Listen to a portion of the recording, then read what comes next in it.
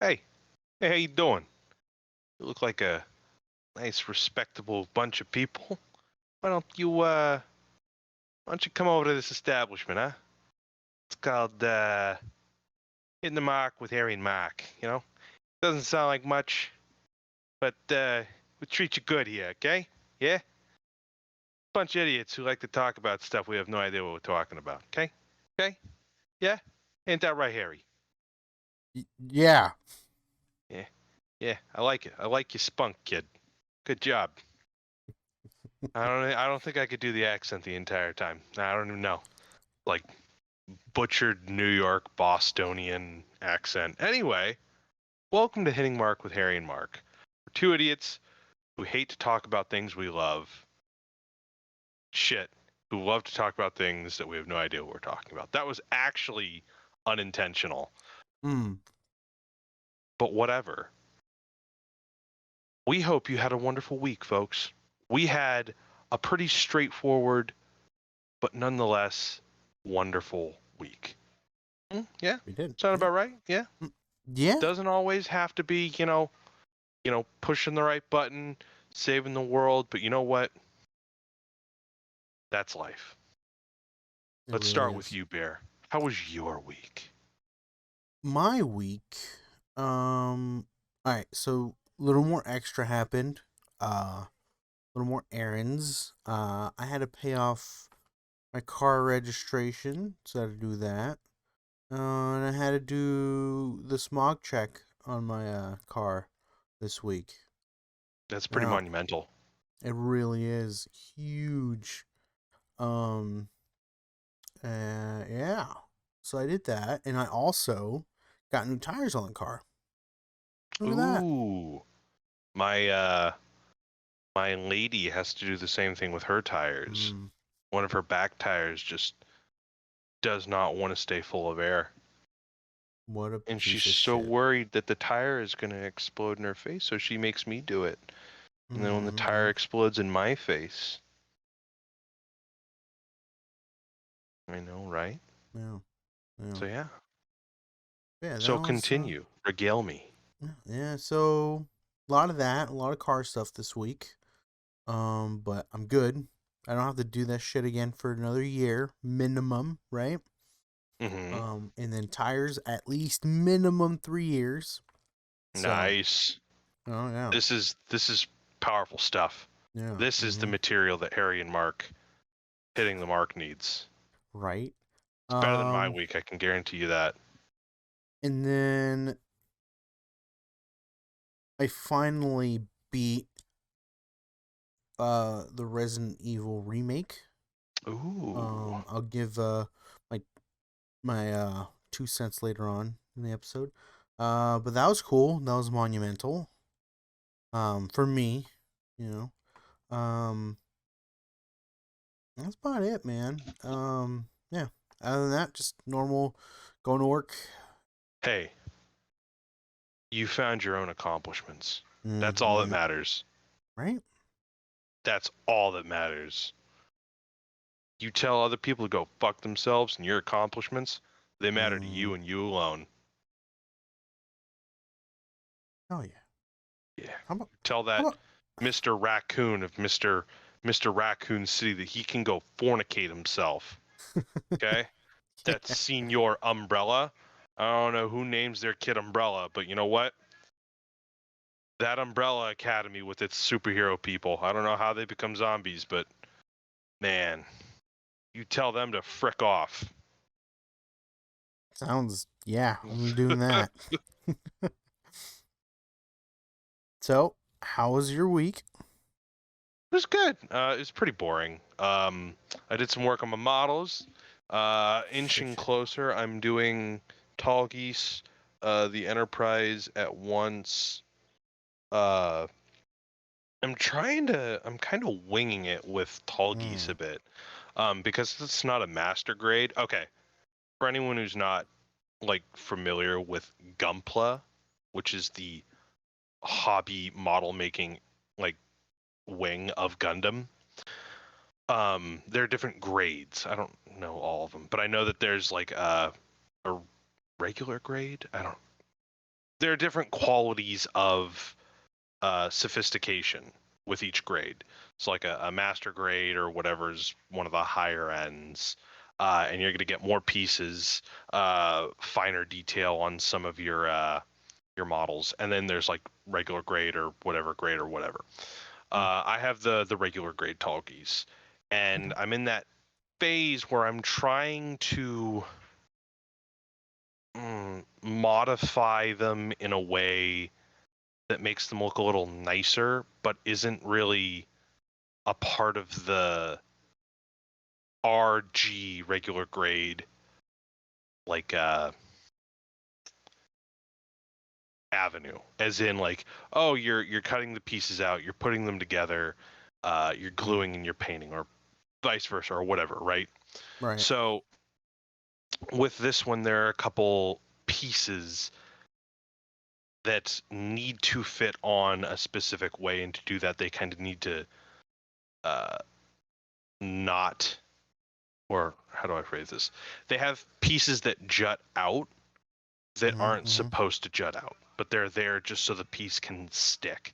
So I've elected to cut off some of the nibs that hold them in place and apply a little bit of putty on top of them. So the holes that you would typically see on the model won't show.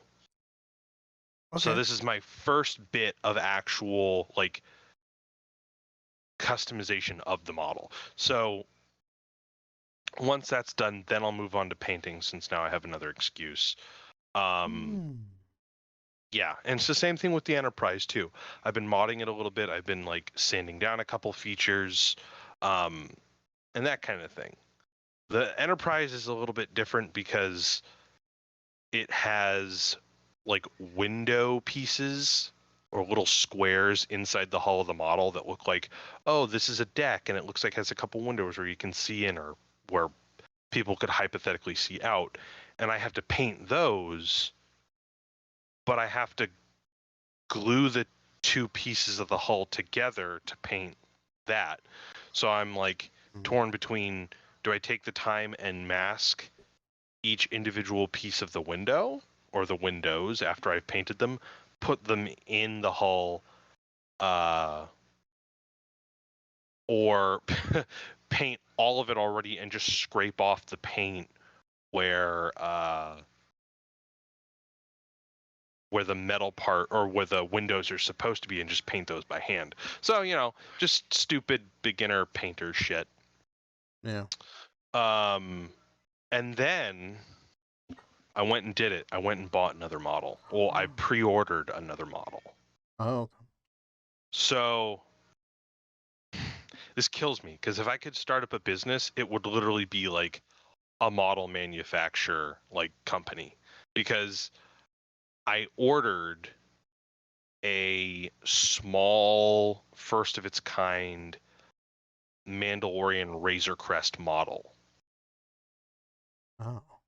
And it's a little small, but like whatever. It's a cool model. I Mm-hmm. like the design of the Razor Crest, so I'm really excited to give that a paint too. The reason Okay. I say I would like to, like, if I could own a business and it would be like model manufacturing, is because there are so many models that could be made from like science fiction IP. Like there's more Star Trek stuff that could be made. There's more Star Wars stuff, like Starship Troopers, like Halo. Like there could be such a market for mass manufacturing like these big or like detailed Halo models. Like Mm. lots of people love Halo in terms of the art design for some of the like spatial combat like stuff. Like the idea of Right. having this like big hulking like purple cruiser would be really awesome. I don't know. Yeah. Just like the idea of being able to like own a company, or like have like a co-op like company where you could not mass manufacture, but like manufacture stuff like this. All of the cool sci-fi models that no one really has, or like owns the rights to, maybe. No, not owns the rights to. That no one really like makes. Right. There are hundreds of Gunpla, like hundreds of different Gunpla models. there's like 20 different Star Trek models. There's like technically 10 to 15 Star Wars, and I'm thinking to myself, like, there's way more science fiction in the world than that. There's way more fantasy than that. Like, Yeah. I would love to be the dude who has a company, or again works as part of one, where you have like a huge bevy of different kinds of like science fiction models that people could take the pick from. Mm. So yeah. Besides the point. So I was doing that. Last weekend I did watch Suicide Squad, or The Suicide Squad. Yeah. I think it was really great. I'm really glad the two of us watched it. That you were really concerned that we would watch it at the same time. You didn't want to boot me out of my own HBO. And I was really concerned, so I tried to watch it in a weird time. So I'm really glad that we'll both get the chance to watch it, or talk about what we watched at about the same time, right? Totally. Yeah. Yeah. About that. So, gentle ladies and manfolk, uh, Harry has not seen the Suicide Squad yet, and I've that's not. okay. He wants to watch it, and we will discuss it next week. There's a couple things that we didn't get the chance to watch and discuss this week. A little wait, but you know what? Fuck you. We can go at our own pace. Okay. This is our show. We're not beholden to anyone. Anyway, True. we'll vaguely discuss it later on in the podcast. Just like we'll vaguely discuss Marvel's What If. Yeah, because we both watched that too. Yeah, totally. But yeah, my week has been pretty fine. We haven't done all that much. Kind of on a shoestring budget myself. One of our mutual friends gave us this really cool Star Wars game. Again, like, he's just giving me a bevy of stuff to work with for this new laptop I have. It's Star Wars Empire at War, I believe. It's one of those battlement like troop allocation games. Not troop allocation, but like Rome Total War, I would imagine. Yeah. And he showed me how to do a couple mods on there, and now it's like the models or the textures are a lot better. The gameplay looks a lot cleaner, and there's like this huge community that's committed to like creating a really good Star Wars game through the mods. So I'm always on the lookout for fun space combat Star Wars, or just like aerial combat. Like, I don't know why. Like, again, there's a huge market for that kind of gameplay and models. I'm just so disappointed that that's not like tapped into. Anyway, so that's super fun. I got into that kind of game when I started playing Halo Wars. Again, I was a console guy, so playing this is fun and I get the idea behind it, but like, one, I can see these games as being necessary on keyboard-based gameplay. And two, it pushes me to act faster. Like, I get the expression like actions per minute now when you hear fucking esports league players saying like, oh, I do like 100, 200 something actions per minute. And I'm like, oh shit, okay. Whereas a controller is like, you're severely hampered. Like, there's not really much in the way that you can do in terms of like actions. It's just like action, action, action. But like with the mouse and keyboard, your hotkeys, all of it, you could triple that speed easily. As for like an average player, which I'm below. And yeah, I remember playing fucking StarCraft when I was younger with a friend once, and I was doing all the right stuff technically. I was getting the extra resources that they always tell you to get. I was putting out troops, and only a couple minutes went by, and I was just getting fucking. I played Protoss. I just got fucking annihilated by Zerg, and that's what our mutual friend did. Where it was like, I was playing the game. I was doing kind of what I think an average player would expect or suspect that they should do, and just he had like 5 main ass kicking cruisers just in the wing, like, oh hey, no problem, no what, whatever. I don't know how he got them out, but he got them out like in no time. It was just fun. I don't know.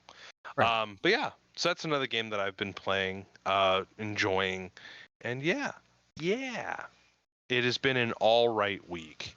Nothing too fancy. Yeah. Let's move on to cinema stuff. Do you want to talk about the stuff that we have not watched, or some stuff that that is stuff that we can talk about that we do know? Let's talk about what we can and do know first. Got it. All right. I just remembered. Venom. Did you watch the trailer for it? I actually haven't seen it yet. Okay. We'll throw that I mean, into I we get have the stuff for it. It's pretty much the same as the other one, where it's like, you have Screech or whatever her name is. I don't fucking know. Carnage's girlfriend, basically. Cletus turning into Carnage, biting Eddie. That Yeah. I get it, the basic premise and whatnot. So I'm interested in seeing where we go with that. Yeah. I mean, it was just more little more details on what's happening. Yeah. I don't see. I know I'm being picky. I don't really care for the multiverse direction they're going to be going with for Right. MCU stuff. Like, I told you how I felt. Like, the gamma radiation from Thanos destroying the stone should have just been the thing that creates the mutants. And you don't treat them like something that has just been here for 60 years. You just treat them as something that's like, half the population just came back and now you have mutants, and it's like, okay, well, let's take care of the normal, quote unquote, hashtag whatever, people first. And then it's like, now you're breeding all this like discrimination against people with these powers. And in that discrimination, Magneto and Xavier are born. And you can have it where Magneto is already someone who is oppressed or is part of an oppressed group and sees how the world operates and chooses to act. Like, this isn't hard, but I'm it feels like the copy and paste method for the multiverse thing, because I feel like this is where we're going to be going with mutants and X-Men and all that stuff, where it's going to be like they're going to be from another universe and they're just going to kind of clip them into existence. Yeah. And that's what they were possibly talking about with Spider-Man No Way Home. There's some leaked rumors that the other Spider-Men are not in it, but the Spider-Man villains are. Essentially, the spoilers for that. I know I'm going off on a tangent. I know you want to talk about Venom. I apologize. We'll get to that. The reports are that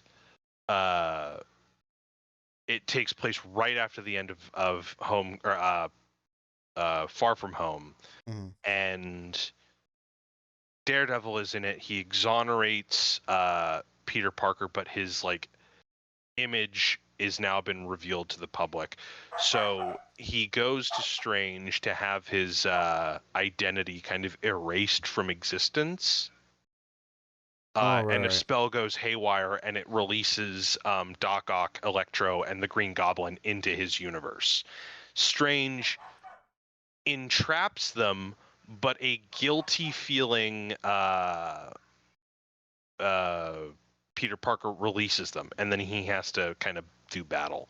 So that's one of the theories that I'm hearing a lot of around there, which seems to imply that they're going to open up the multiverse with Spider-Man more so than anything else. Like they've been implying it with WandaVision that, oh, my kids could be alive somewhere else. They said that it could exist with Loki, and then they seem to be like, yeah, no, this is going to happen in Spider-Man. Okay. So Yeah. one of the YouTubers that I followed this from was like, yeah, this could be like God, what is it? A card, an Uno card, you could call it, for characters like Venom, like Morbius, who technically exist in their own universe, but could appear in the MCU Right. as like dimension hoppers. Okay. Okay. But yeah, so I'm interested in some of the theological stuff behind Venom Let There Be Carnage, Yeah. because there's apparently like a church that's dedicated to Carnage, I think, in the comics. And it seems like they fight somewhere in a church or an orphanage that has some kind of chapel. So I'm interested in seeing where that goes with Carnage's character. I'm wondering what the main story is going to be, because I think there's probably going to be a bit more than just I'm going to do battle with the red version of me. Yeah. Because it seems like Eddie Brock is kind of coming to a bit of a crossroads with having Venom, and I'm interested because it's like I didn't like. You and I made the joke that it was like a romantic comedy, and that at the end of the movie the characters kind of buddied, and I something just didn't quite. I get that they had to wrap it up nicely because it's technically like a Marvel-esque movie, but something didn't quite sit right with me where the idea of them kind of being vigilante superheroes in like a quirky, violent kind of way didn't quite sit with me. So Okay. like the idea of them playing up Venom as more of a psychological and physically corrupting force. That needs to be played up more, in my opinion. I don't think the whole buddy comedy thing was something that Eddie Brock needed with Venom. Yeah. But I'll be interested in seeing where that goes. Like the critically supportive allyship, if you will. But yeah, I don't know. I'm getting to that point where Woody Harrelson, I think, is starting to feel a little overused as an actor. Like, saw him in Star Wars. I saw him in. I'm seeing him in Venom. He's in like fucking everything on a yearly basis. I don't know. I love Woody Harrelson. Let me fucking put that straight. But I can't get over how often I see him. It just feels like a De Niro or a Cage thing, where it's like he's slowly becoming like a parody of himself.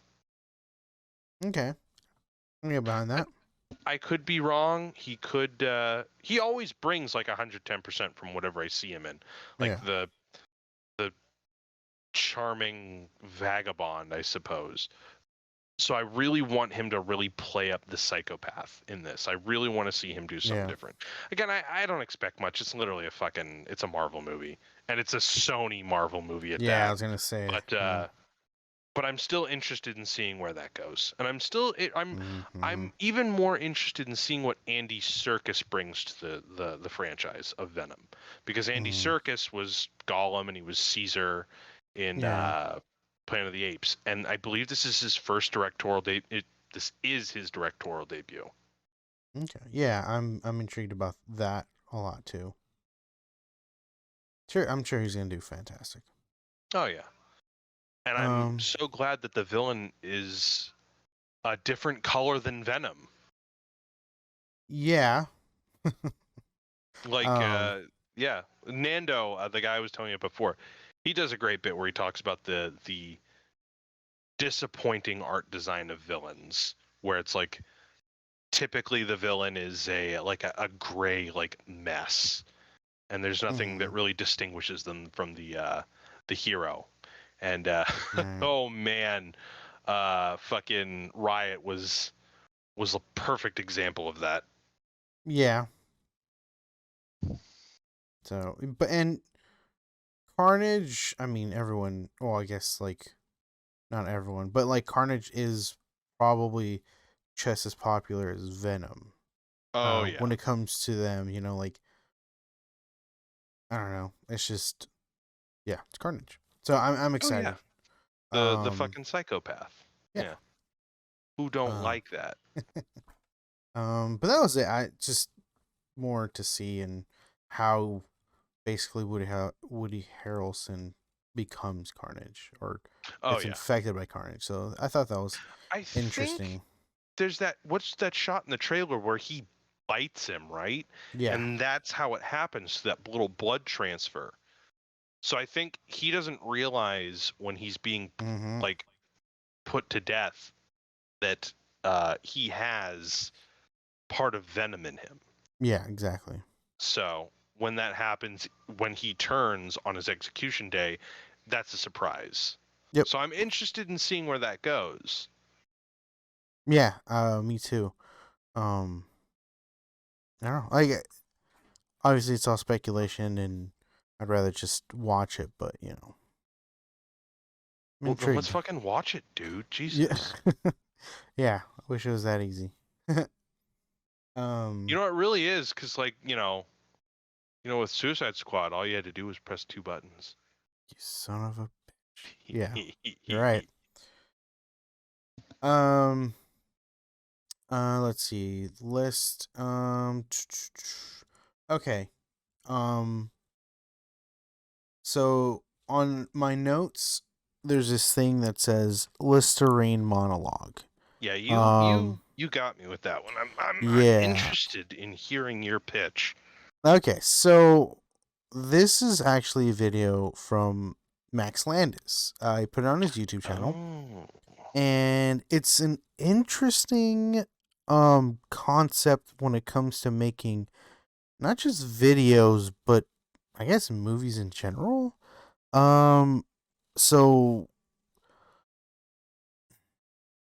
it's basically a script, and there's actors, and they act out the script, but there's no like big budget backgrounds, big budget anything. It's just them in a room acting out this scene, right? No Hmm. CGI, no nothing crazy, just So the idea is that they're taking something that would be a CGI like laden scene, right? But they're acting it kind of for budget. so like it doesn't have to like it doesn't be like has to be this intense. Like it's not like a fight, it's just like this monologue. Okay. And at the beginning of the video he says, like you have to use your imagination on like for the background, like where they're at, all like how to like as a filmmaker you gotta like show the viewer like where like the situation they're in, right? In the sense of Right. like, if it's wet and damp or it's super hot or, a location, like maybe they're on top of a skyscraper overlooking a city, whatever the place could be, right? Like instead of that, it's just them in a room. You use your imagination strictly, and you just put these people who are acting out their lines and you just do it that way. Okay. I don't know how you like me watching it. I thought it was pretty cool. The the dialogue was pretty. So the dialogue consists of a supervillain basically It's comparing, not improv or anything. It's just not improv. It's scripted okay. out. It's scripted out. And I thought it was a cool concept. I was like, this is actually pretty badass. Okay. Because anybody can really do this, right? You Yeah. just get to what how many ever actors. Like imagine if they did um do you remember in what's that scene? Fuck. Like I'm not taking away from the scene cuz the scene was fucking great. Um God damn it. The what's that one movie where I think it's Death Proof? Hmm. You know that scene where they're on the table and they're all talking? It's like one shot. It just circles around them. Oh, Reservoir Dogs. Is it Reservoir Dogs? I might be Oh thinking of a no, they different do movie. that in Death Proof. Yeah. Yeah.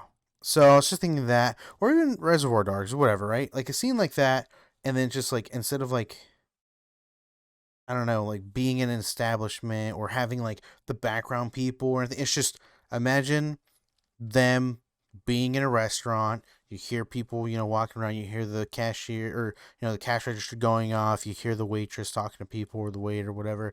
You hear the cook screaming in the back, whatever, Hmm. and then they just play out their scene, and you just Okay. focus on their scene. You know what I mean? Like you focus on the acting and the dialogue and the interactions between the actors.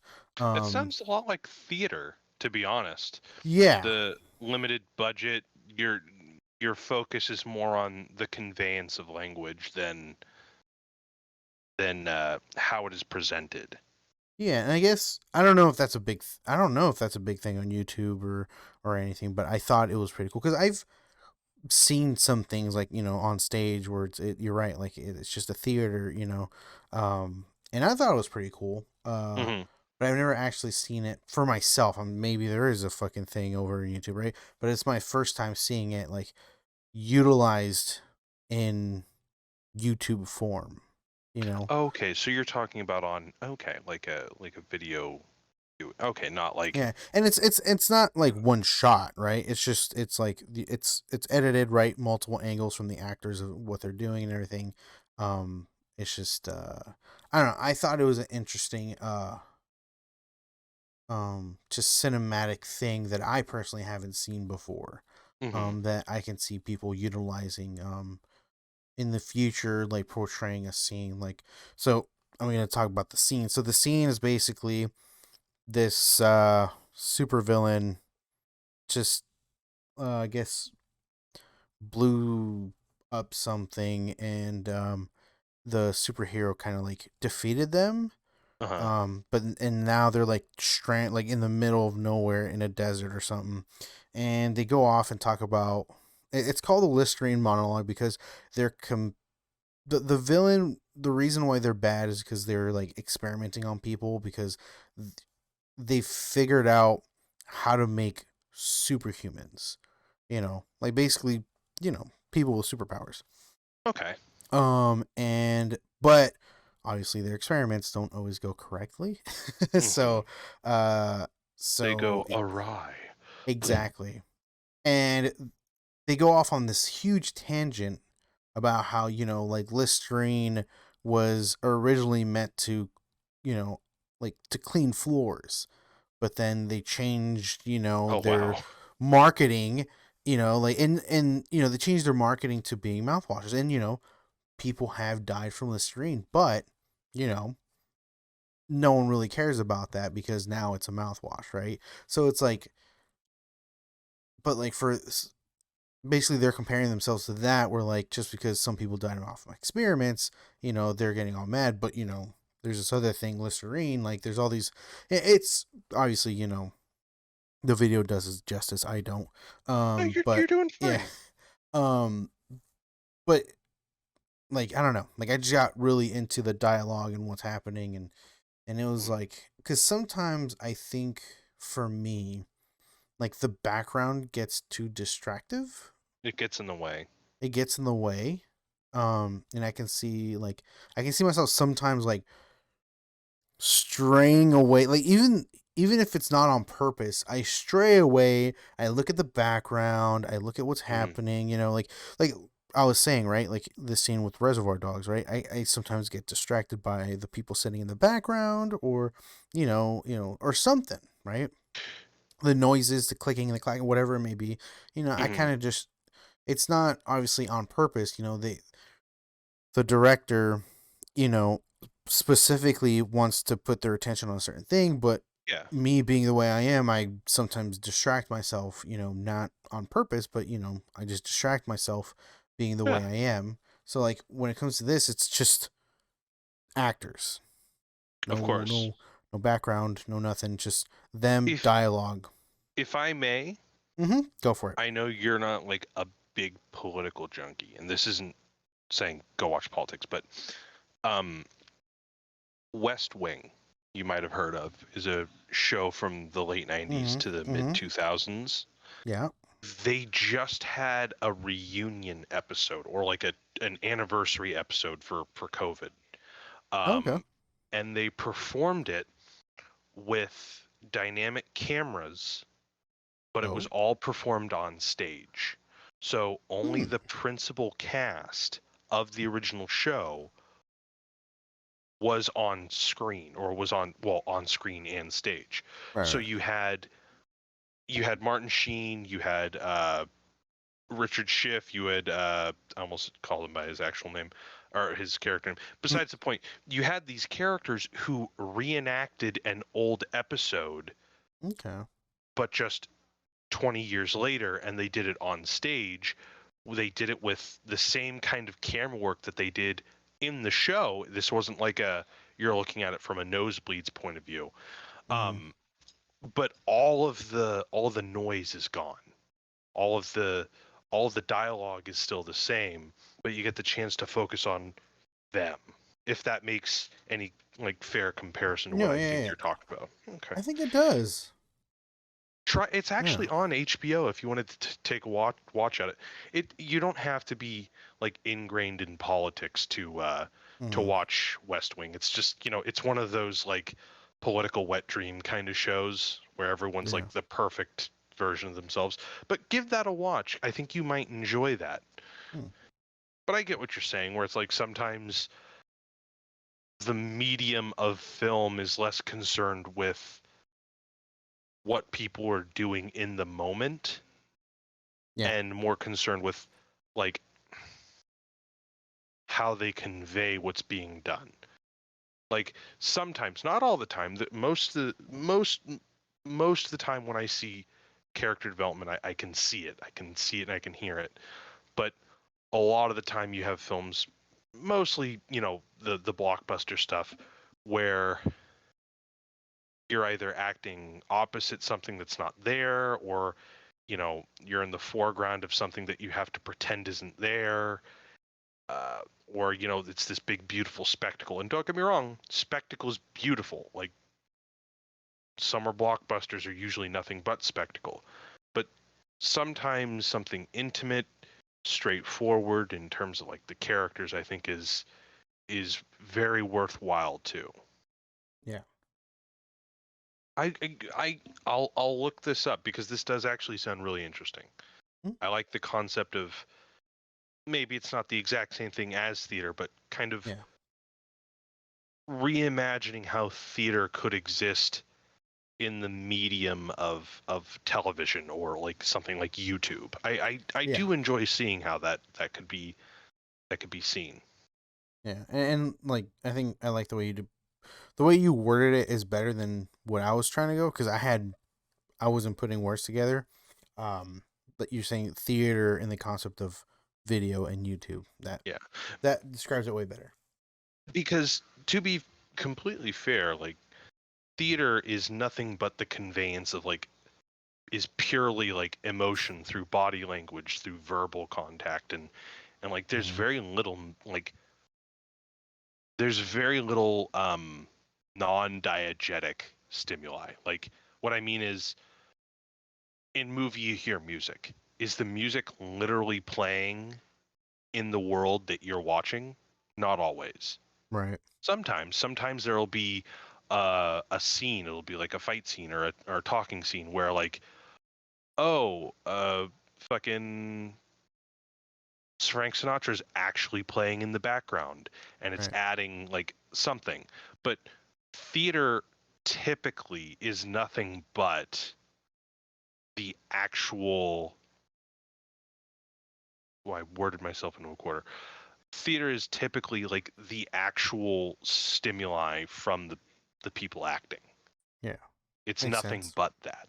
Mm-hmm. So, and that's the thing is that theater acting has to be that way. They don't have, I don't want to say the resources.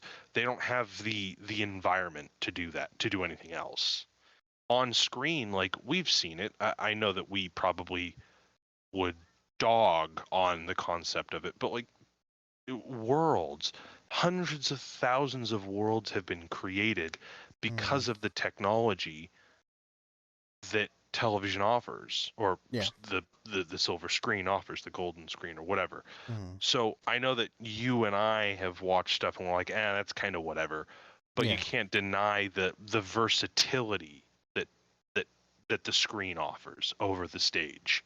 True. True. But I think what you're getting to the heart at is that there's a sense of intimacy and there is a sense of character that tends to get overlooked sometimes. And Mm-hmm. uh, even if film focuses on character, Yeah. most of the time something like a Pulp Fiction or a Tarantino film, Yeah. you're still at the whim typically of how that person wants these people to be seen. Like I want this person to be seen visually as inferior because the screen's pointing down at them, or I want this person to feel disoriented so the screen is going to be tilted. I want people to be sad because there's a hue of blue that covers the entire screen. Uh, the cinematic language, the visual language is conveying something, whereas in Mm-hmm. plays, in theater, all sense of conveyance typically is from the writing and the characters and the actors acting as those characters. Yeah. So I'm really interested. In all seriousness, I will watch this weekend. Yep. I will send you the link. Yes. Um. Now, did you want to talk about something that we don't know anything about? Well, that's the show, isn't it? All right. Perfect. What if Marvel series? When did it come out? Last week? This week? What if Marvel actually took chances?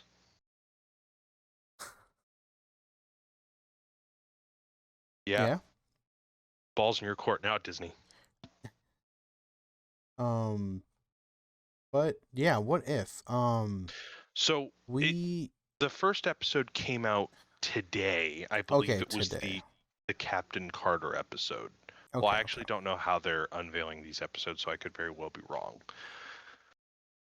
But yeah, I don't know about this show. Yeah. Okay. So we're discussing before the podcast.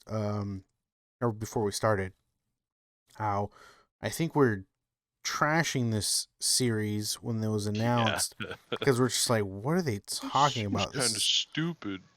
Yeah, like alternate universes of things happening. Like, okay, that's stupid, whatever. And yeah, we kind of just threw it off to the side. Like, we're probably not gonna watch it. Um, and basically, it makes a lot of sense now. It makes a lot of sense Oh yeah. currently because of what happened with Loki Mm-hmm. and And all what they're and going to be introducing down the road. what they're going to be introducing down the road. It makes a lot of sense. Oh yeah. It just popped in my mind. Do you think there's going to be multiverse things and then they're going to fix it and then there will be only one timeline again, but Mm, they're going to have some people just stay who were outside of that timeline come into the timeline? I don't know, to be honest. It just came into my mind right now. Like, do you think they're gonna utilize, like, you know what? Let's just do this thing because it is a thing that happens, in the Marvel comics. What if we do it? Introduce the people that we fucking forgot, like that haven't been in our universe. Now that we can bring into our universe, bring them in, and then just be like, okay, closing the fucking multiverse thing or timeline bullshit, and we're just gonna continue from on now. You know, like Hmm. like this is how we bring the X-Men in. This is how the Fantastic Four come in, and all these other fucking things that we haven't been able to bring into our universe because of fucking property bullshit thingy. Can you Yeah. use, like I'm like, I don't know, like obviously this is all speculation. Like maybe it is, maybe it isn't, but it is a. I don't think it was the best way to do it. I think your way was well. I guess Like your I'm way was I'm better j- for the yeah. X Men. For the Yeah, X Men, I because think that I'm was just great. thinking But of the most straightforward way to do it where you have like you could take as many people as you want who are unknowns and just make them these people. Like yeah, you I get the impression that they want some kind of established thing going on, but I yeah, really have no problem with like everything getting set to zero with these characters. Like, oh, true, true. cool. Well, it's like so. I mean, I'm sure like Logan can be an example, or like some of the old mutants. Mm-hmm. Um, I like, I don't know, like God damn it! Because now that I think about it, I get that that could probably be like an issue because it's like, how do you explain Apocalypse then? Because Right. Apocalypse was the first mutant, but the thing is that Apocalypse gets help from Kang, I believe. Kang Oh. supplies him with future tech. Oh, Yeah. that's So I fucking dope. You're yeah, getting me wet, man. but like the thing for me is that like I think that's kind of not. I don't think that's cheap, but I think like Yeah. so how do you do that in a way where it's like you get time? Okay, Mm-hmm. what I'm having trouble with, what's going through my head at this moment is how do you control the flow of like X-Men related stuff, right? Like, Mm, yeah. okay, so you find out that the rings. Hold on, okay. I'm basing my X-Men stuff off of the gamma radiation that comes from the stones being destroyed in that universe, okay? Okay. Okay. So assuming that's the jumping off point, like, okay, now people are starting to get all these powers, discrimination is setting in and all that, and now now you're controlling the flow of people who are introduced. So you introduce your main players first, or you introduce that people have powers. You introduce that these people can be a threat but aren't necessarily. You foreshadow that there are a couple people acting behind the scenes to make sure that like these people have a future or that they're mobilized or whatever. And then you slowly start introducing the X people that you start to know and love. And then you introduce the threats, and then you introduce the corporations next to them. Like Essex Corporation or Essex Corp doesn't really exist now, but you could just honestly like graft them in a different way. Like I get that again, there's hundreds of years of established stuff, but I think making it so that there are a new threat and there are new corporations and new entities that are reacting to the emergence of mutants, I Mm. think is more interesting than what might be the case where it's like, oh, the the future guy Kang went back in time and did something and now we're in a universe or a timeline where these people just have existed the whole time. So now Yeah. we have to get to know them in a different kind of way.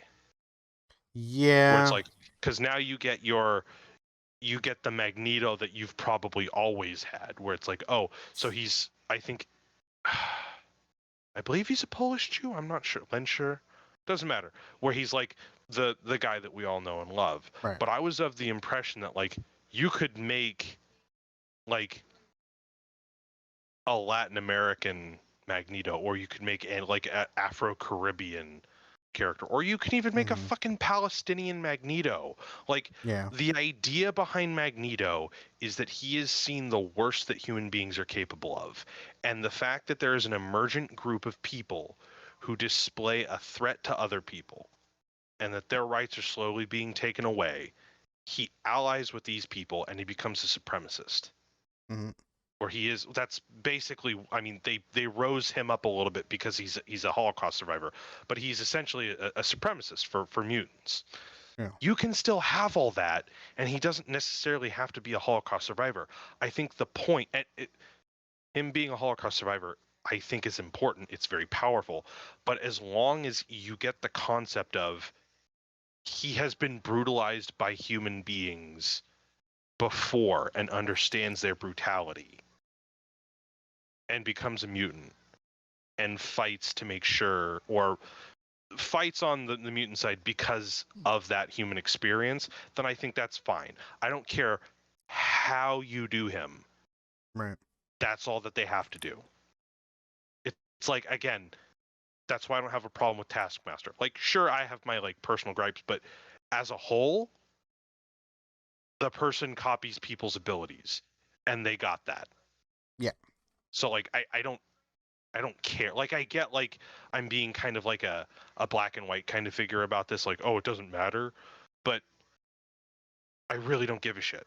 I feel like trying to do something new and exciting with the character of Magneto, at least in some kind of surface level fashion, still might be more interesting than just having the same Magneto that we've had for like the last 20 years. Don't get me wrong, love Ian McKellen, love Michael Fassbender. Yeah. Fassbender's fucking amazing. But like, Yeah, they really were. Yeah. maybe try something a little different. And the same thing goes for Charles Xavier. Yeah. Like, I love, oh God, I'm gonna get so much shit from people that don't listen to this. I love Charles Xavier in Dark Phoenix. Like, I Mhm. like that he's arrogant, he's showboaty, and he technically gets people killed because he wants glory, and I like that. I Mhm. really like that. That's a version of Xavier that we didn't get in film until that moment, and before that, it was always Patrick Stewart as the lovable grandpa. Don't get me wrong, Yeah. Patrick Stewart is fucking amazing, but there really wasn't much like conflict in who Yeah. he was as a character. So what I'm worried about is that if they do the going back in time clipping like X-Men figures into existence, you're just going to get the same people, like the same old stuff. There's not going to be any, Yeah. well, it's Disney. I don't know what I'm fucking expecting. But I like the idea of you set it in the modern era.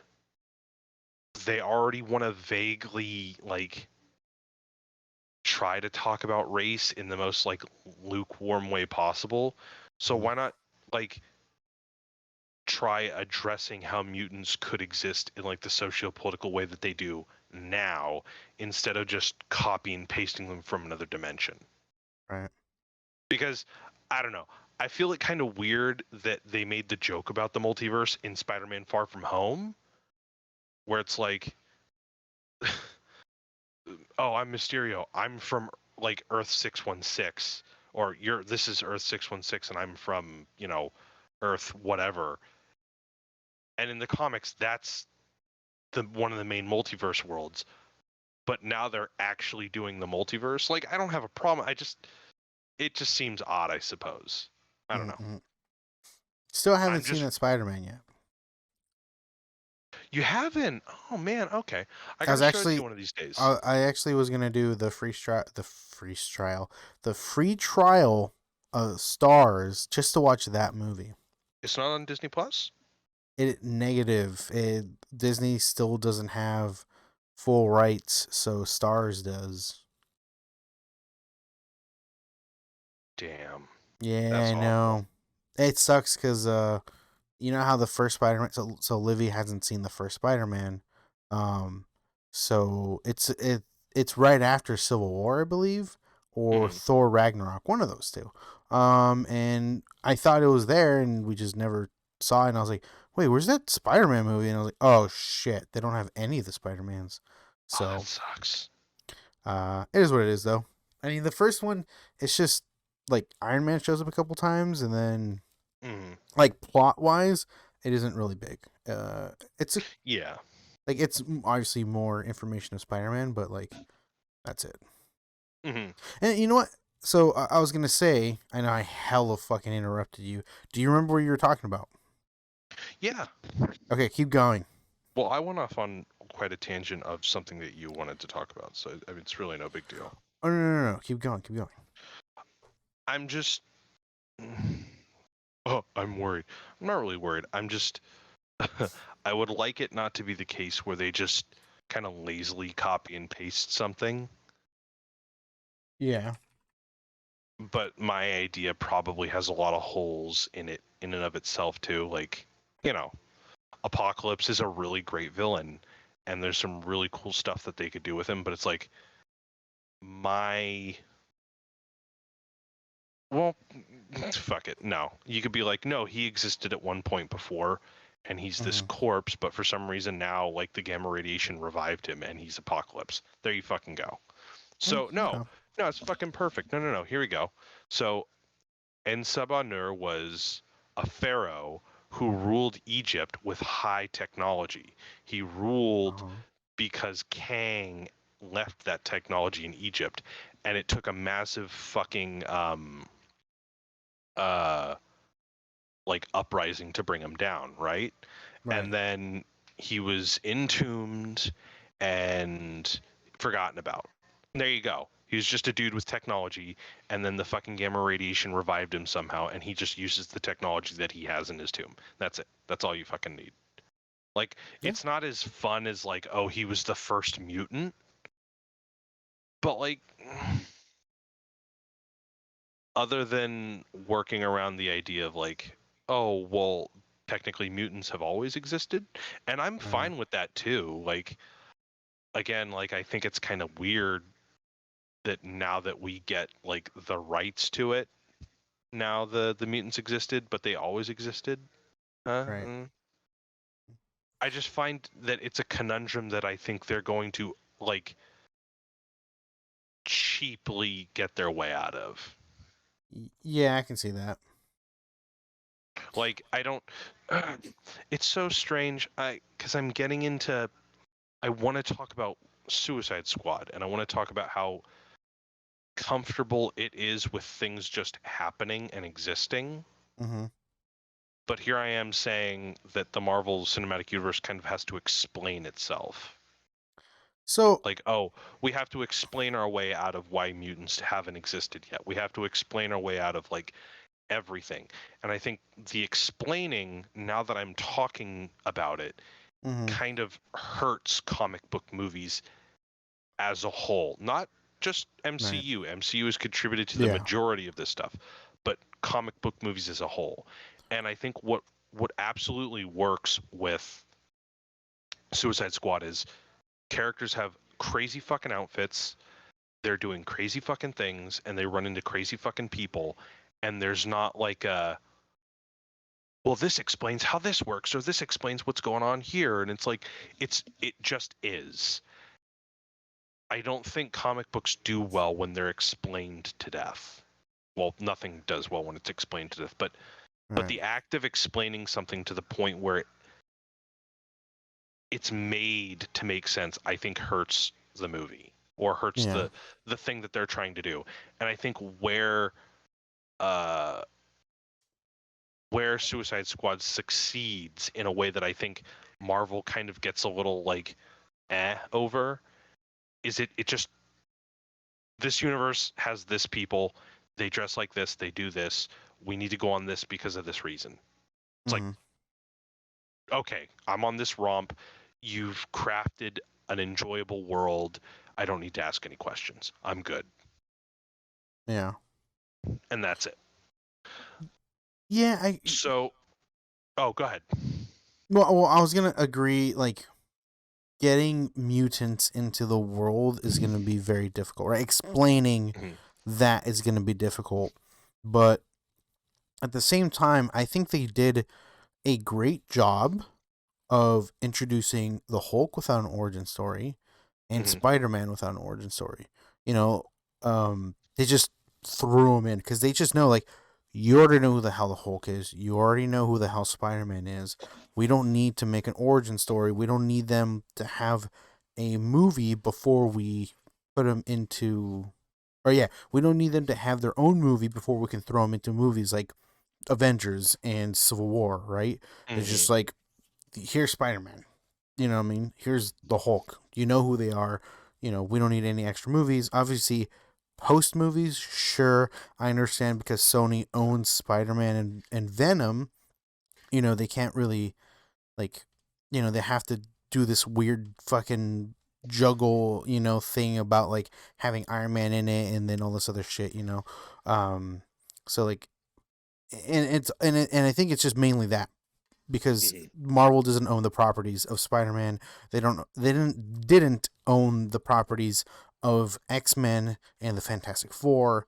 It's great that they're going to implement them, but it sucks that like they have to find a way to implement them, right? They Yeah. created this world that didn't have that, and then all of a sudden it's like, yo, you have rights. It's like, well, fuck, how are we gonna implement this? Hmm.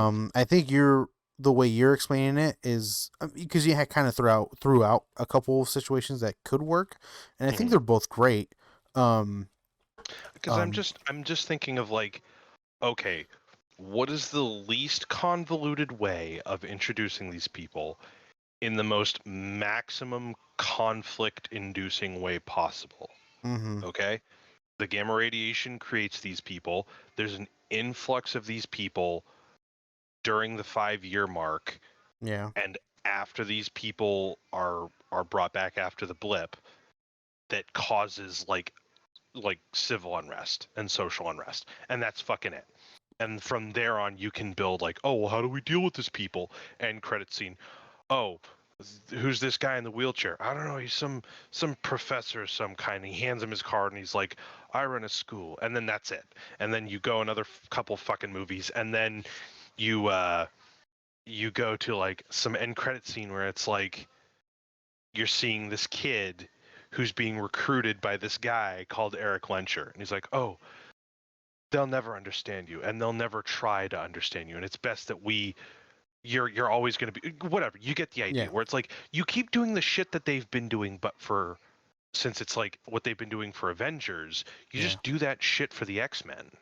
mm-hmm, Like, oh, these are a problem. You have one or two movies where it's like, oh, I've had to deal with like a mutant, or like, oh, hey, you guys aren't so bad, and it's like there's more to you. You're just people after all. And then like, I'm just, I don't know. I just think the Civil War, or not the Civil War, but the fucking. I hope it's not. I hope the fucking multiverse thing is not how they're introduced. yeah. Ass shitting brick balls. I don't know. But we'll see. I mean, was it a series or a movie called New Mutants? It was a movie. Okay, so there's gonna be a movie about New Mutants, which is cool. So it And seems that like, that yeah, was actually the first movie that we reviewed here, I yeah, think. And uh, it wasn't great. Like I thought it was severely just missing a lot of stuff. But like the premise, I thought the mhm, premise was fucking great. And they at least attempted to do uh character. They attempted to do character. They attempted to build like character. Like yeah, it didn't work, but the movie was more concerned with trying to build up the dynamics between these characters. They didn't talk about a shitload of stuff. It didn't care about the extra connected universe, and mhm, I think on that level it worked. You know, they made mention of the Essex Corp, and I think Fox really wanted to do the Essex Corp before they realized they were getting fucking deep throated by Disney. yeah, But the fact that they were more concerned with doing like character stories and slowly building towards a larger thing is what Marvel did in the beginning, and it worked for them. yeah, yeah. Um, but I guess we'll see. Yeah, because I completely forgot about that movie. Um, guess we'll see. But so we haven't seen What If. Going back to the original topic, we have not seen What If. So we'll we'll talk about it next week. I'm gonna Saturday I don't have any plans, so I will be watching Suicide Squad. Hmm. I will be watching hopefully the first episode of What If, um, and see how it goes. And I'll jot. I'm saying I'm gonna jot down some notes while I'm watching it. It's not gonna happen.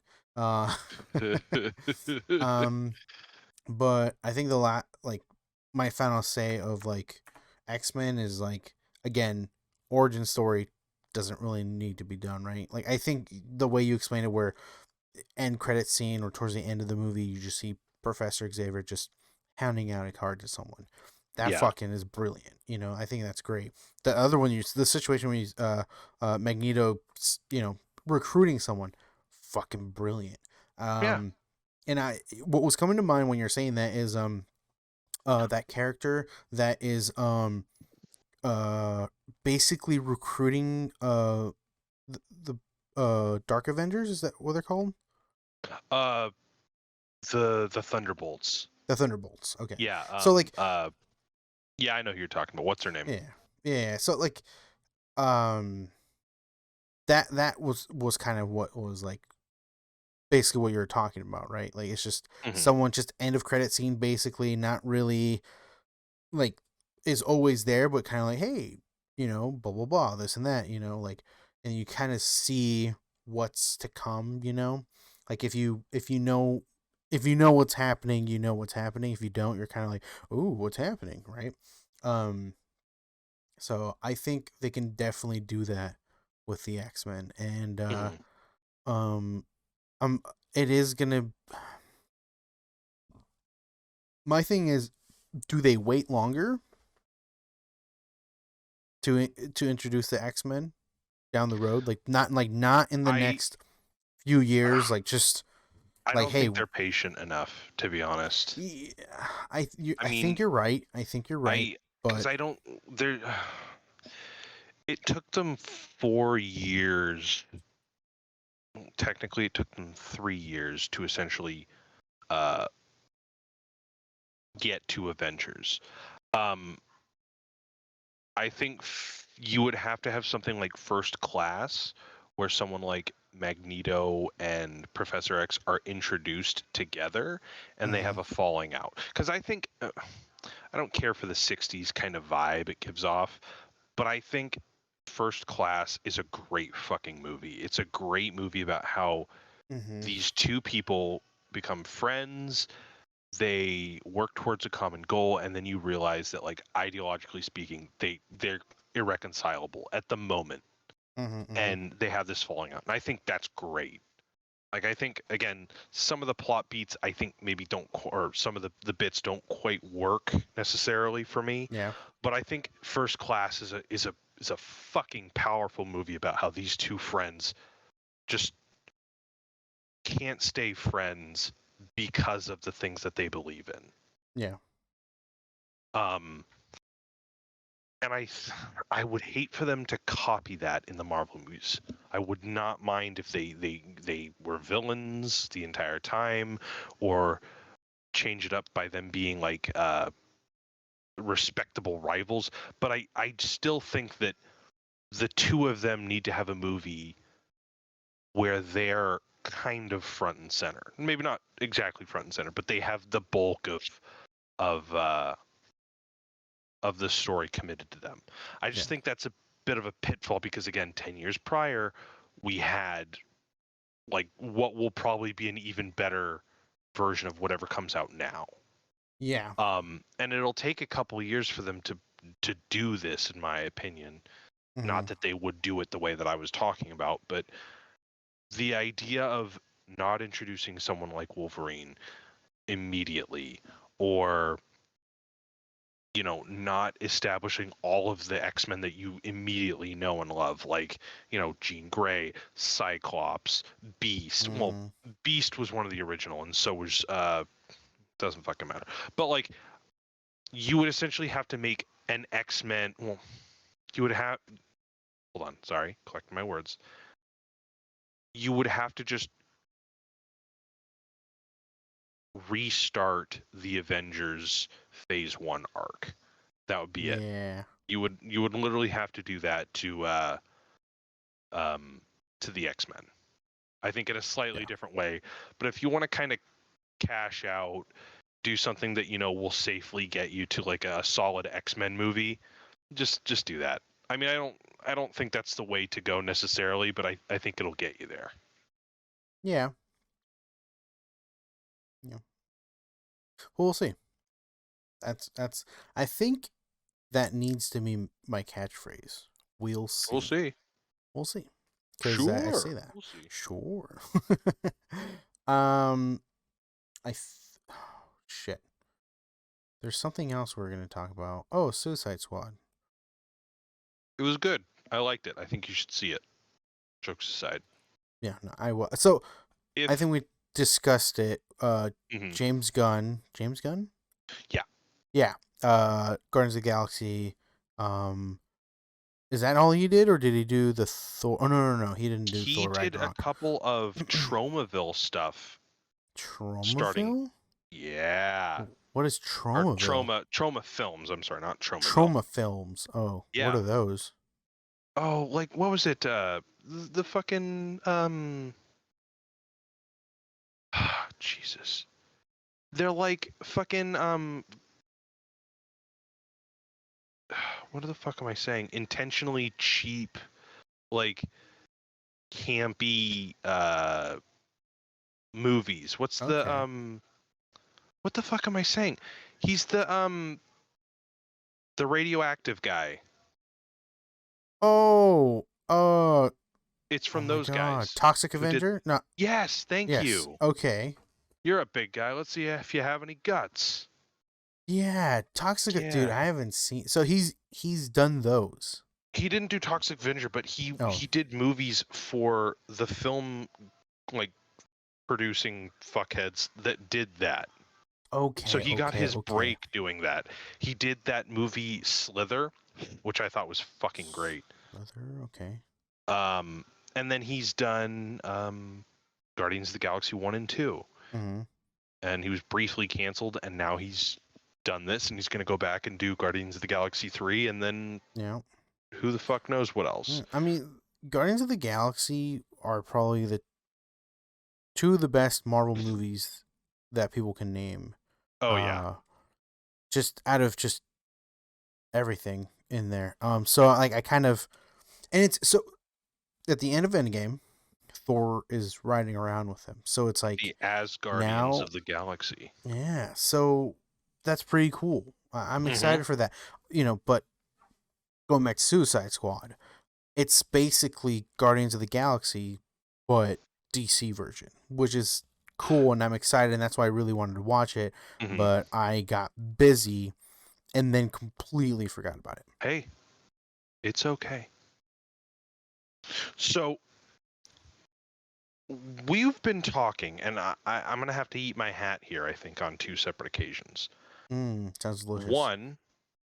One, I said that I don't think DC has the characters. I don't think it has characters that people would be willing to get invested in that are like iconic enough, right? Right, Like I right. said that I'm willing to own up to that. Mm-hmm. That I think Marvel had characters who were far more easily recognizable and more of them.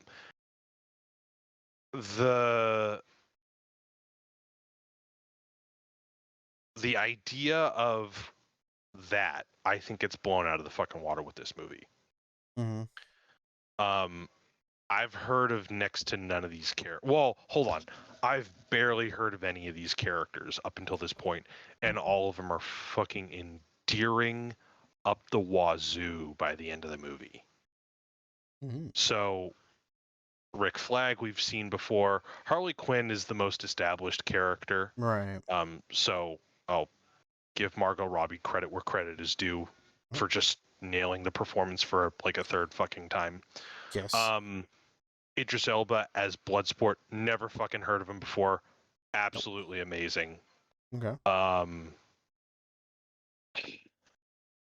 The Dashiell Main character that I was telling you about in Dune, and he played one of the characters in the Ant-Man movie. The Russian friend heist guy. He had like a couple lines. Okay. He is Yes. fucking great in it. The actress who plays Ratcatcher 2, Sylvester Stallone as King Shark. I did not know And that. I know he's fucking great. Believe it or not, John Cena actually does a great fucking job in this movie as Peacemaker, character I'd never fucking heard of. Yes. Yeah, Amazing. he's I feel like there's certain okay. So I'm going to go off on a tangent. No, I please saw go ahead. I saw this article where Matt Damon was saying like anybody could have played Iron Man or something like that, and people flipped out on him, right? Because it's like you know Tony like Robert Downey Jr. like was made for fucking Iron Man, right? Like even oh god, I can't believe I forgot his name.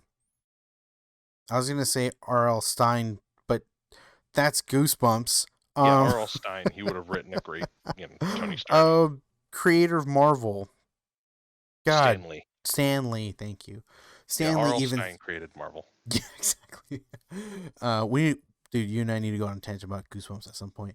Oh, So Stan Lee even said like Robert Downey Jr. is exactly what I pictured when I created Tony Stark. Right? So it's like to say that like oh anybody could have been that character. It's like there are certain character. Another good example was Deadpool. It, Ryan Reynolds is Deadpool. I can't see anybody else pulling that off. Like Oh yeah. I don't know. Like obviously he didn't pull it off. Well, no, I'm not gonna say he didn't pull it off the first time. The first time it was just terrible writing. But the second go around, definitely him. Oh yeah. And it's hard to see anybody else play that character, and you can, and you just know, right? You just know, like, dude, like I can't see anyone else playing. Like, even if they weren't it, like, you would be like, man, like something's not right. It's good, but something's not right. If someone Something's else missing. played it, something's missing, right? Anybody else who played this character, it would have been missing something. And when someone, you know, fits that character. It's like What eating a John sandwich knowing someone else stuck their dick in it. exactly. Great analogy. I feel like they're like John, like I've seen some of the obviously the trailers and all that, and I was reading up a little bit of um comic strips just here and there of like his comic book character online and like some of his dialogue. Like John Cena seems like that's like he would fit that role perfectly. Again, I haven't seen the movie, right? I haven't seen the movie, but the way he was dialogued and everything, it just seemed like I can see John Cena playing this perfectly, and I got more excited about it. So like I don't know why I went on that tangent, but I No, went on you're that fine. tangent. I guess just you telling me that John Cena was like he did a good job. Like I can see it, like I can see that he did a good job even without watching the movie. I can already tell John Cena probably did a great job in this movie. Like I've seen him in other movies, right? I have not seen him, and I won't ever see him in the new Fast and the Furious movie. But that's the So kind of oh, good. I think John Cena, and I don't mean this in a disrespectful way. I think John Cena is an effective tool. I think similar to The Rock, I do not think he's a great actor at all. I think if he has proper direction and he is directed by a capable director who knows how to work with an actor, then he can be effective. Is if he is put in effective scenes with effective writing. Because like he has some of the funniest fucking bits in this movie. Some of them, not all of them. Right. But like just him being him has some of the funniest bits in this movie, and it's not entirely him that's funny. It's how the character is written. Okay. And some of it is, I would imagine, how he is directed to perform that part. Again, like, he's great in it. Like, he plays the stiff upper lip, like soldier boy, like badass, like really Mhm. well. And I don't know if I could see someone else playing that part because Mhm. he fucking does a great job. But I guarantee you, I might not feel the same way about his performance if someone else does his writing in another movie. Yeah. Uh, he could, he could have a writer who just highlights some of the less, or no, not less, highlights some of the weaker portions of his acting, or doesn't get what makes his performance strong in this movie, or what makes his no that yeah what who doesn't get what makes his performance strong in the movie. Mhm. Mhm. um because I think this movie, like I was saying before, managed to make everyone iconic in the way Mhm. that, like, that Zack Schneider has not been able to do, or David Ayer. Like, Yeah. this movie did what I didn't think it could do at all.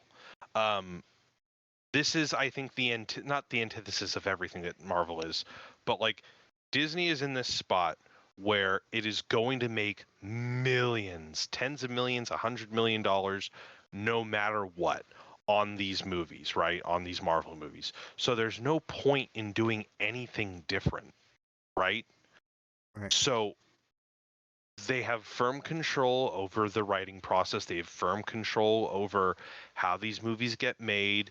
You're still going to get as fun as Black Widow is. It still feels like a produced film, right?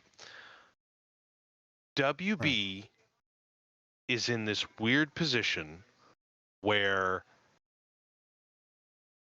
they tried to control how this stuff came out. They tried to mimic Disney. They tried to mimic Marvel, and it has backfired. They have gone with a standalone approach now.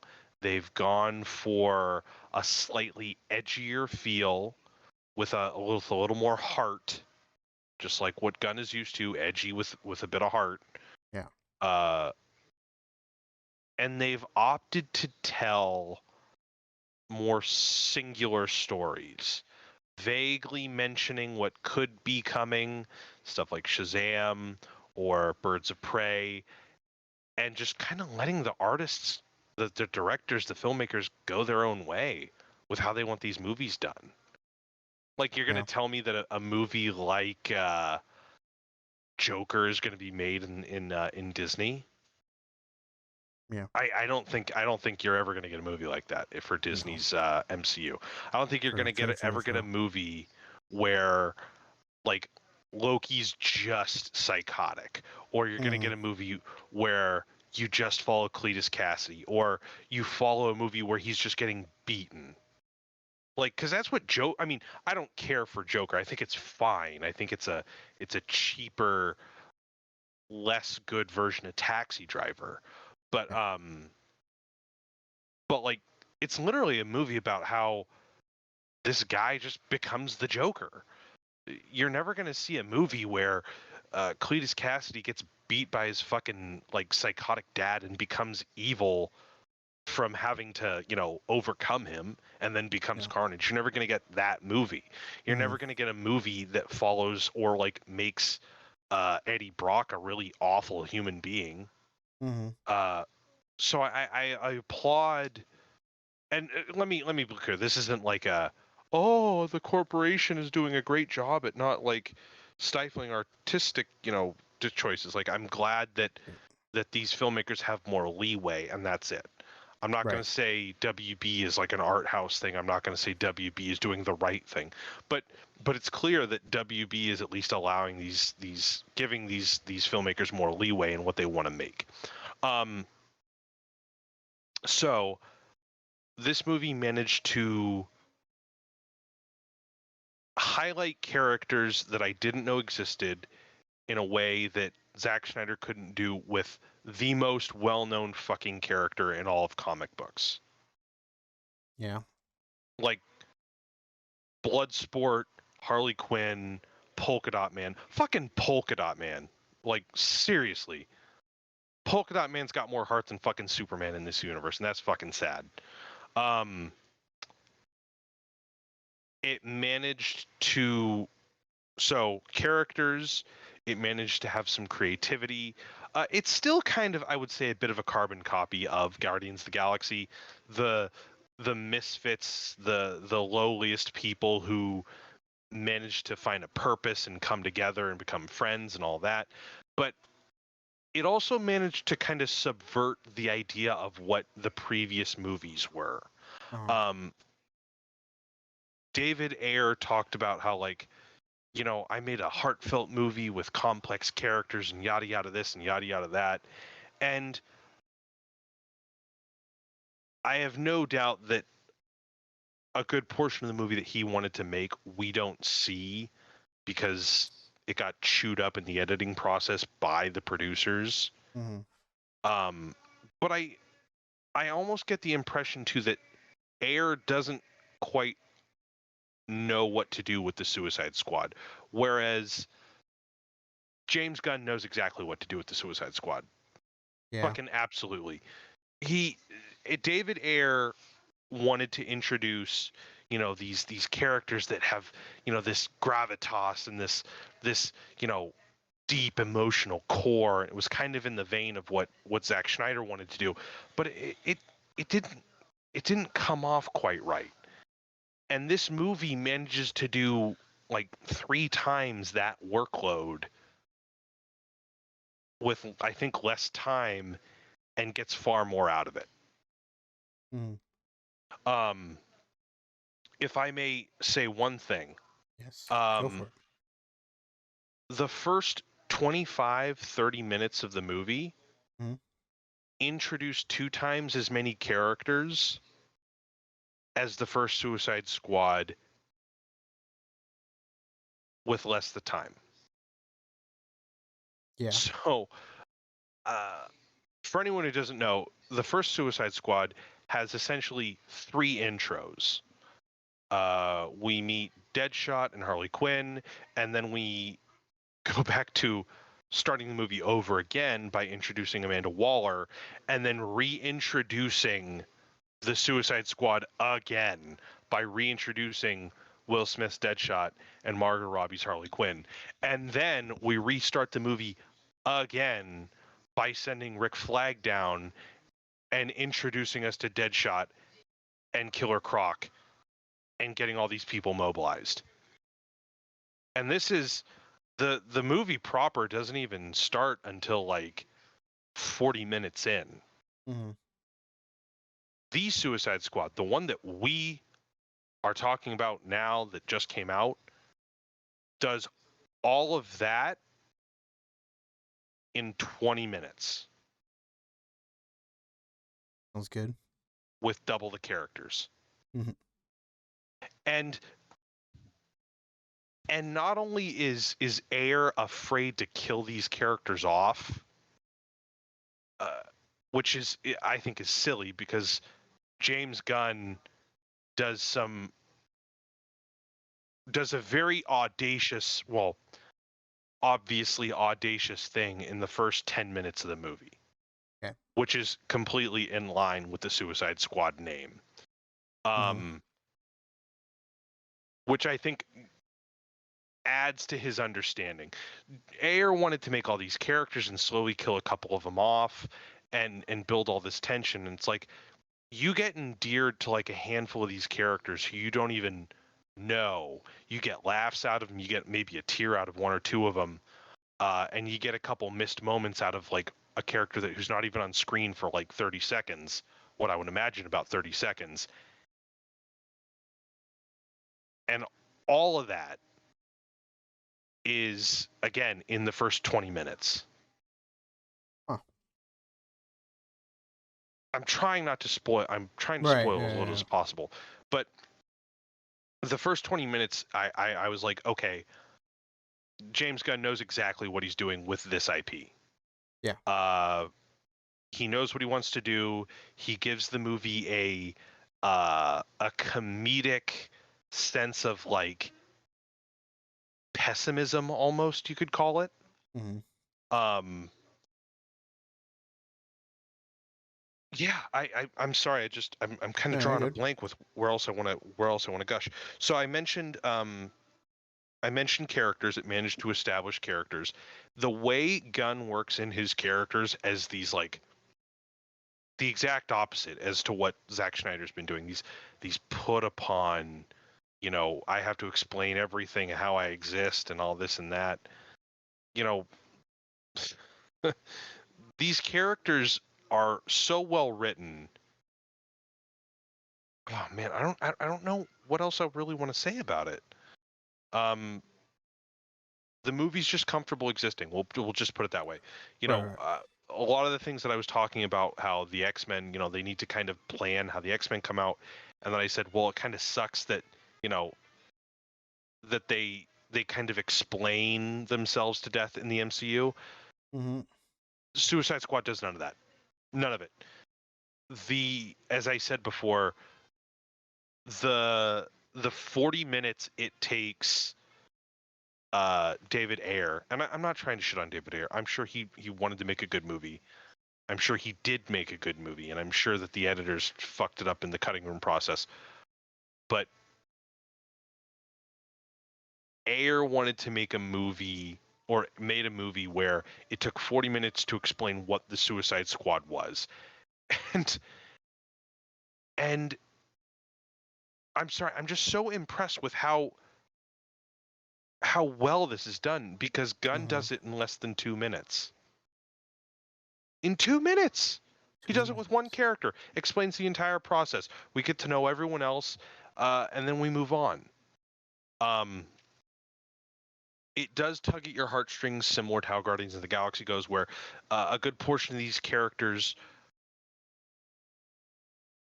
are broken to a degree, or are hurt, or Right. are complicated, and we're given enough time to really get to know these characters in a way again that the original couldn't in any conceivable way. I can't think of a more heartbreaking story than like El Diablo, who accidentally killed his own wife and kid Right. from the original Suicide Squad. But I can't, like, for the life of me, I can't bring myself to care. Like, I Mm-hmm. can't. I absolutely can't. Um, Ratcatcher 2 has a fairly like standard tragic background, but like it's not nearly, in my opinion, as tragic as El Diablo's, and she's far more endearing. Hmm. Far more endearing. Peacemaker. Peacemaker, we know next to nothing about the character, other than like he's a freedom lover. He loves freedom. He'll do anything at the cost of freedom. As the trailer says, if this beach was lined with nothing but dicks, I would suck every dick to secure freedom. He literally says that in the movie. We know nothing about him other than like a couple of scenes, Yeah. because he shares a couple comparisons with Bloodsport, Idris Elba's character, Mm-hmm. of an abusive father. And that's not told, by the way. That is a moment where Idris Elba's character, Bloodsport, explains his childhood, and the camera holds on Peacemaker, and we get the sense that he empathizes with him. And that, keep in mind, we are told and we are shown that El Diablo killed his own mother and son, or his own wife and son, by accident, and you couldn't give a shit. But the moment you see John Cena's face for like 3 seconds, solemnly like acknowledging that he can empathize with Bloodsport, I think is far more fucking powerful. Yeah. And Stallone's character, Nanaue, King Shark, who doesn't have any friends, and there's this really endearing scene when he is playing with a couple like animals, like that shit. Like this is like it's so simple. These are just there's nothing fancy about these things. Like Ratcatcher 2 doesn't have a really fucked up like childhood. Like yeah, she was poor and her father took care of her and he had an addiction. But like it's not like he died terribly or like she got sold into the mafia and she was raped and beaten or trained to be a monster. It's like no, it's just how the information is conveyed. And it's like they managed to make this movie pretty funny, not take itself too seriously, not have to worry about over explaining anything, and introduce characters in a compelling and thoughtful way. Mm. A compelling and thoughtful way that like just highlights how boring the original Suicide Squad is, in my Mm-hmm. opinion. Just in a way that the Suicide Squad or Suicide Squad just couldn't seem to do. Right. I don't mean to make this like a comparison. No, no, no. I just I didn't like the I didn't like Suicide Squad when it came out. Yeah. I didn't care for it like the rest of the planet did. But this movie really highlights all of the things that the previous movie just doesn't either understand or is unwilling to do. Right. And it highlights, I think, the things that uh, that the future DC films should do. Like, Hopefully. yeah, I'll spoil one thing or moderately spoil one thing. Do it. I hated that the world was ending in Suicide Squad. Mm-hmm. I hated that they were sent on this mission to stop, what's her name? The witch, the Enchantress. You know, from Mm. some big bad CGI colorless monster. Save Mm. the planet. Like, what the fuck is Harley Quinn gonna do with a bat? Like, seriously, like they give all these characters such like pomp and circumstance in a way that like I don't think it deserves. But Yeah. the plot and setting in this one is they're going to some Banana Republic to steal some information, basically. That's it.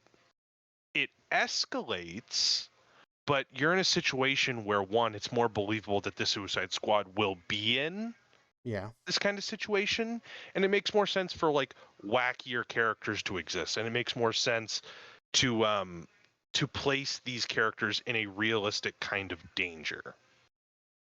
And then when things get ratcheted up, it's a little easier to believe where they're coming from, I think, from power Mm-hmm. levels and whatnot. I don't know. Yeah.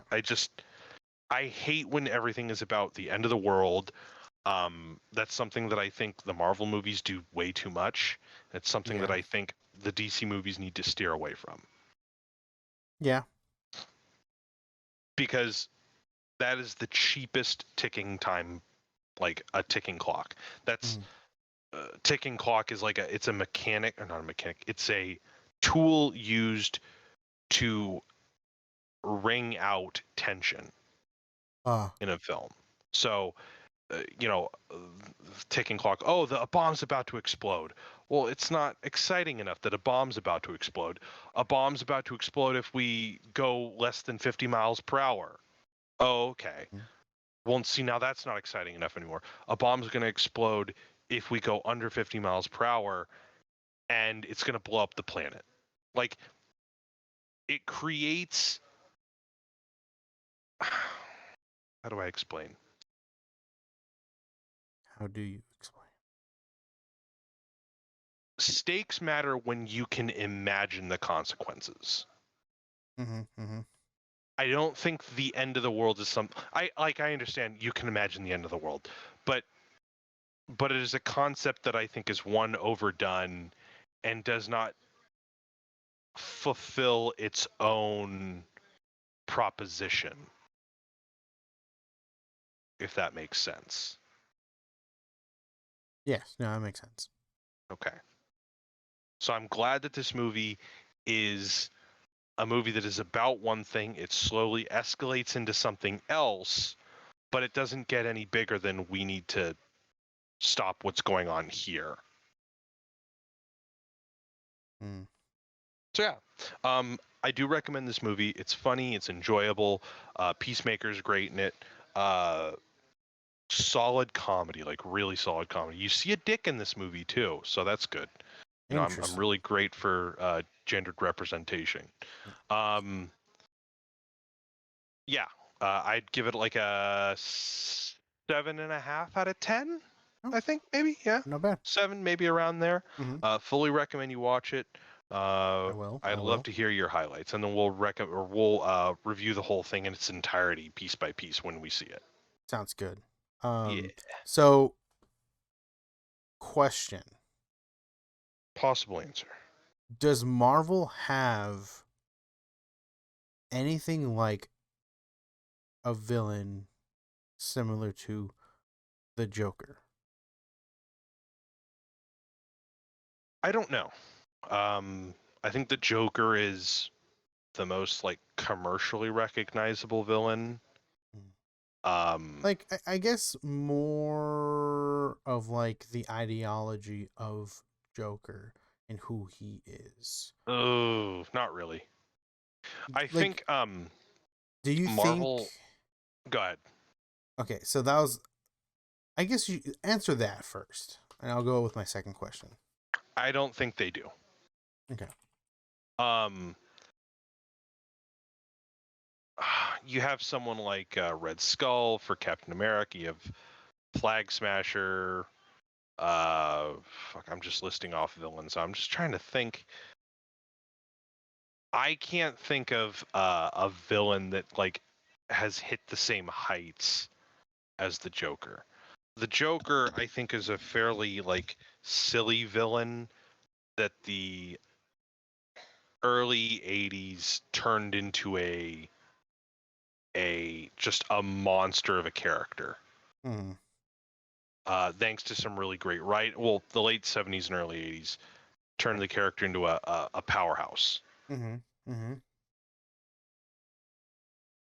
Okay. I think Magneto is the only. But I think Magneto is a character in terms of like recognizability and just Mm-hmm. being a great villain, I can get behind not that. in terms of like, oh, well, what's a Marvel psychopath that people love? Like, Yeah. I think there's more to a character like Magneto. I think Magneto is a Yes. better Yes. villain. The Fair enough. Joker gets a lot of like, oh, we don't know his background and he's such a mystery. And like, there are so many different like, there's so many different backstories as to who the Joker is, and there's always, Right. you know, oh, he's the wacky psychopath, and he's, whatever. Like, he's a good villain if he's done well, but he's not always done well. True. Uh, True. from what I've seen of Magneto, I find him to be a far superior villain in the sense that, like, he has a greater sense of motivation. He has a greater, like, internal conflict. Like, Mm-hmm. Joker doesn't.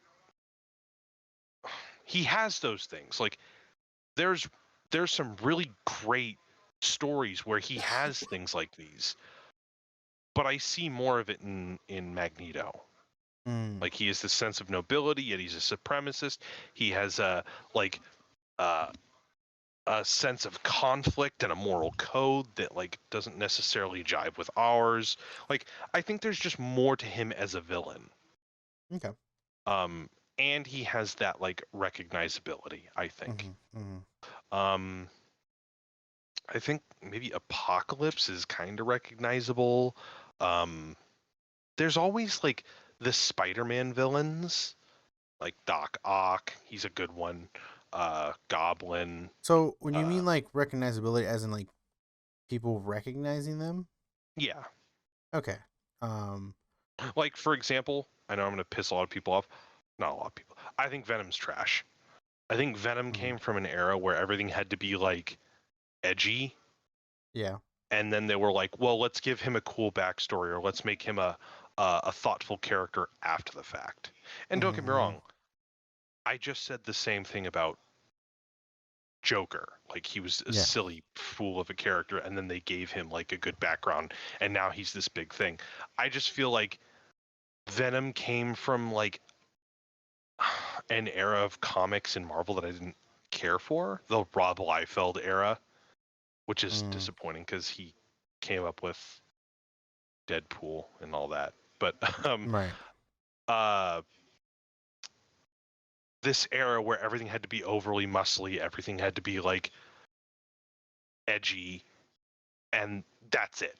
There's literally nothing to Venom. He's just a character that looks badass, uh, and they've managed to stock up like a couple of years of good stories behind him, and then that's it. Let's just focus on how badass he is and how cool he is in black suit. Um,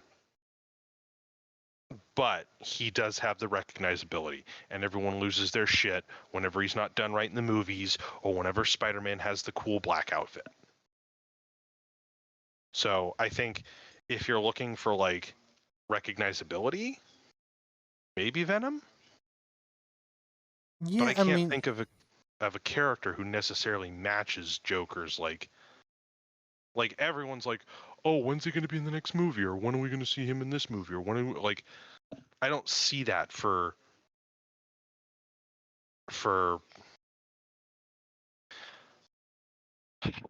I feel like Joker, let me specify, this will make more sense. I feel like Joker has transcended comic books just in the way mm, that Batman has, and is more like pop culture. I get that comic books are part of mhm. pop culture, but I wouldn't say someone like Magneto or Galactus or Doctor Doom are pop culture icons. I would say they're comic book icons. And I True. don't True. think a comic book icon is as recognizable as someone like the Joker. Like I Mm. like Doom. I think Doom is another great fucking villain. Doom is a guy who Yeah. literally combines science and magic and literally rules a fucking country. Like there's some really cool shit. This fucker literally killed Thanos with like one fucking move. Like Mm. this is how badass the guy is. Like Doom is fucking great. Doom is one of the oldest and one of the coolest fucking villains. Like shut the fuck up. But he doesn't have the recognizability that someone like Joker has. Again, um, Mm. it's it's strange now that I think about it because you have someone like Lex Luthor. I think Lex Luthor is probably more recognizable than Doom. Mhm. I don't know. I don't know. I can't think of a character that would be like matching a DC villain like Joker. Like Right. no one fucking. I barely fucking knew who Thanos was. I remember seeing the cartoons of the occasional like X-Men or Avengers video game where you had the Yeah. big guy in the fucking purple or blue gold suit, and that was it. I didn't fucking know who he was. And then 2012 comes along. Who's that big fucking purple dude? And now Right. he's like the guy. Right. Um, Now he has that pop culture recognition. That's the Mhm. thing. Mhm. Um, yeah, I don't know. I don't know what could like. I would love to see something like Galactus like that. I think well, Kang is definitely going to get that if he's popular enough. If they do the same, not the same thing, but if they give Right. him the same kind of treatment Thanos had. Mhm. But I don't know. Like Joker's been more established. He's a 40-year-old, or on film at least, he's like a 40-year-old villain almost. No, Yeah. 30 years. Yeah, Yeah. I there we go. mean, Whatever. yeah. I guess pop culture wise, they really make the Joker out as like this. I guess like, I guess from what again, like I'm not super into comic books and stuff, but from what I got out of what I know of the Joker, obviously these are multiple sources, right? Video Hmm. games, movies, from what I've Comics. seen, comics, TV shows, all that stuff. Like someone who's very manipulative, right? Hmm. And I thought that's what made him brilliant. Enigmatic, mysterious, Yeah, cruel. yeah, and I think your comparison to Magneto is perfect. Obviously, Magneto's the way he recruits is more of the sense of, people relate to him, right? Like Hmm. he's like, hey, humans are this and they treat us like crap and blah blah blah, and that's how he Like gets people, right? he's a tragic character, Yeah, and like Joker is tragic too. Like in one of his stories, he's the failed comedian who yeah, one day just fucks this guy's whole life over. mm-hmm. But and people say, oh, I love the Joker because he's so mysterious. You don't know what he's gonna do, and it puts you off edge. But it's like, eh, you can measure how good of a villain he is by how dastardly he can be. But I just, right off the bat, if I think about a character like Magneto, I'm like, this guy is tragic. Like this guy, he's got pathos. Like right off the fucking bat, Mm-hmm. in a way that I don't think I felt the same way with Joker. Yeah, yeah, fair enough. Like I agree. Like I think Magneto is a overall better villain.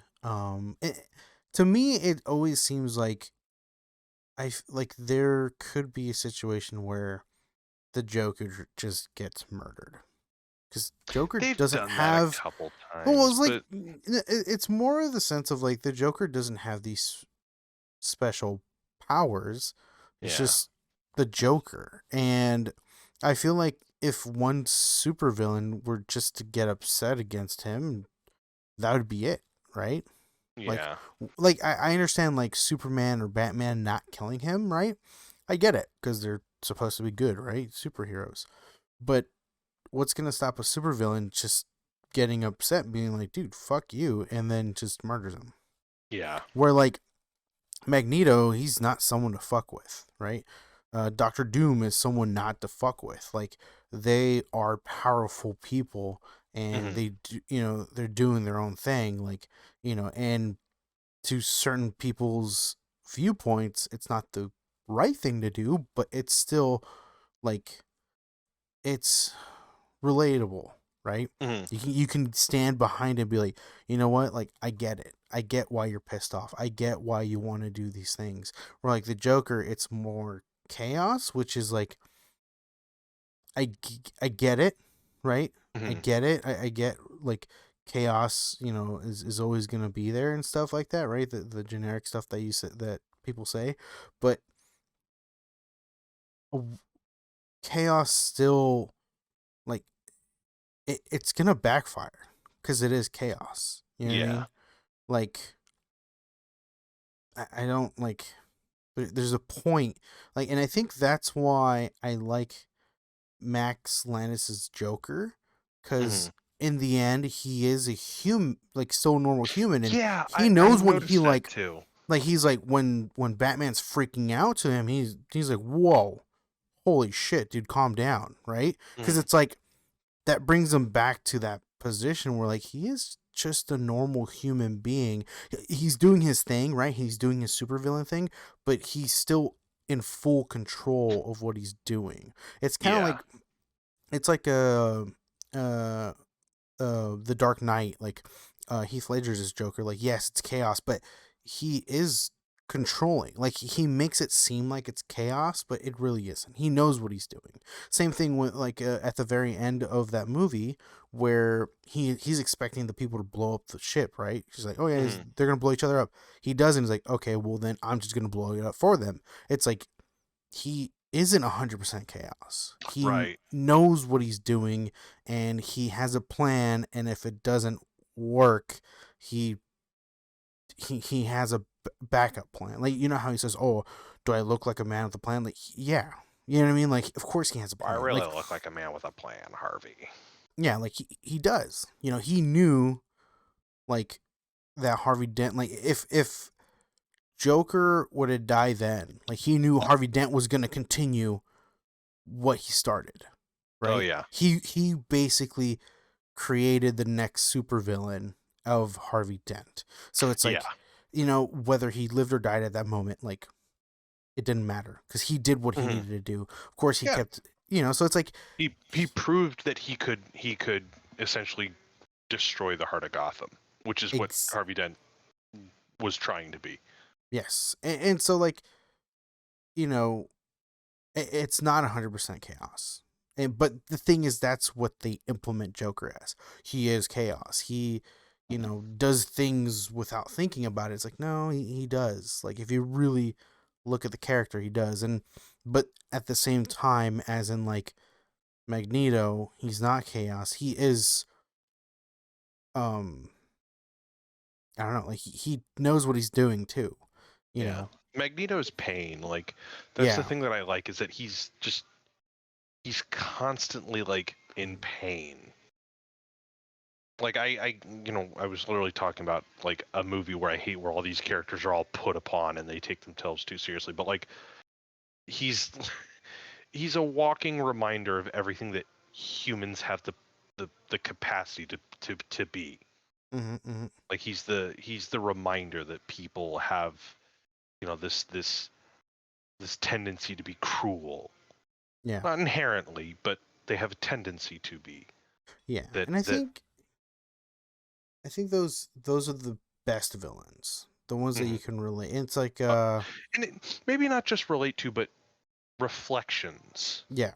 I think Like Joker tends to get done a lot as like the the wacky, like evil, sadistic prankster, but whenever I really do enjoy characters where you can kind of hold a mirror, not necessarily hold a mirror up to them, but they are who they are because of the reflections of what people do. mhm, mhm.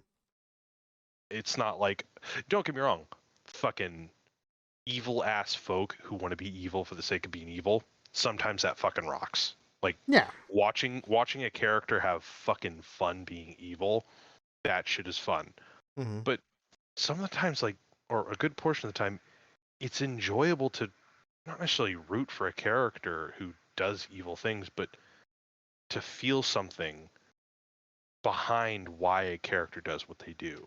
Like, I'm not Yeah. saying, hey, like Magneto for his ideology or what he does, but it's like you liked Thanos because of how he was portrayed, because he was Mhm. portrayed as the protagonist who struggled, who gave up things that he wanted, who sacrificed. And it's like, oh, cool. Like, you didn't root for him, but like it was kind of like a movie where it's like, oh, you want the Avengers to win, but it's like it would be interesting to see what the story would play out like if Thanos won, which he did. Yeah. Um, so have a story where it's like Magneto's obviously wrong, but it's like every moment of his being on screen is a reminder that he's not wrong without cause. Right. Sure. You answered Yeah. my questions. Um, do you want to move on to the next topic? Fuck yeah. um. All right. Let me do Resident Evil real quick. So Yeah. I finished it yesterday night. I was over at my friend's house and I finished it, and I think they did a pretty good job of like fixing. Obviously, it's a remake of the original, and they added a few things, which is cool. Uh, I um I I was scared for most of the time. I've gotten better at the game. Um, some of the impossible trophies that I was looking at um seem more possible now that I've gone through the game and beat it and everything. Oh, Um good. yeah, yeah. So and but yeah, like for to play it and like so, for a modern game wise, like I think it's still pretty cool. It still does the horror right. Um Right. That sense of and tension in closed, confined, slow, like environments. yes, and then to get the handle of everything, right? The movement, dealing with the enemies, and meet like there are like little sub enemies that you fight here and there. And pretty cool, and the story is cool too. Like if you start like, because it's the beginning of the Resident Evil saga, right? That it's cool to see where it all started, and Hmm. there's a lot of like things, and you start like you get little like notes here and there, and you kind of figure out like what's all like what happened and all that, and then towards the end you kind of figure out like, oh, okay, like obviously I already know the story, but it was still cool like how they got there, how they like and they left a lot of things in it that I'm glad they left in it. They added basically a whole new section that was not in the original, Oh. and I think it was really cool. Um, it didn't need to be there, but I'm glad that it. Like I was telling you, last time, where it's cool. Like we're, how like seven, it's not like the original 100%, right? It's nowhere near like the original, but Hmm. it's still like I'm glad that it's not, because I get to experience a new game. Where like I'm sure when people bought the remake, they're like, okay, I'm basically playing Resident Evil the original, but just better graphics. That's kind of lame, right? Or like, Yeah. whatever. But then it's like it's more incentive to be like, but we added things, and you're like, oh, you added things. I wonder what these And things sometimes are. that could go either way. Yeah, like people can complain about it, but like it's the thing is, it wasn't like detrimental. Um, and it didn't ruin the story. It actually added to the story. Oh, Like okay. it added to the story in the sense of like there's like a sub story within the main story, and it kind of brought you in. You're like, oh shit, like I didn't know this, and I liked it. I liked it a lot. Uh and again, this is um doesn't doesn't destroy like anything from the original. It's still a fantastic plot point, Hmm. um and I think it's just is a great playthrough. I enjoyed it a lot. It scared the shit out of me. And I was playing with people surrounding me, and I was still freaked out. Hmm. Um, um, my next goal is to play possibly. So there's the Resident Evil 2, and then there's Resident Evil 0, which are all like very similar in play style and Uh-huh. horror aspect. Once you get to 3 and beyond, it starts getting way more actiony. For Of like course, yeah, the over the shoulder for 4, more yeah, set 4, piece. and then 5 is just straight up action. 6 as well. But like I think 0 and 0 was originally only on the GameCube. So I'm glad that they were able to implement it in other consoles. But that's the goal, and then eventually work up my way to Silent Hill and playing those. Because I've never played a Silent Hill before. I've played, I've played, Oh. I've played all the Resident Evils except for 6 and beyond. Hmm. Um, and some of the off Resident Evils like Code Veronica and all these other ones. I haven't played. Side note, I learned that Code Veronica was the original Resident Evil 3, but they wanted to um go a different route, so they made Resident Evil 3. Oh, wow. Uh, yeah, To be it honest, was I don't know much about Resident Evil 3. uh it, do you remember the movies? Yes. So Nemesis, you remember Nemesis?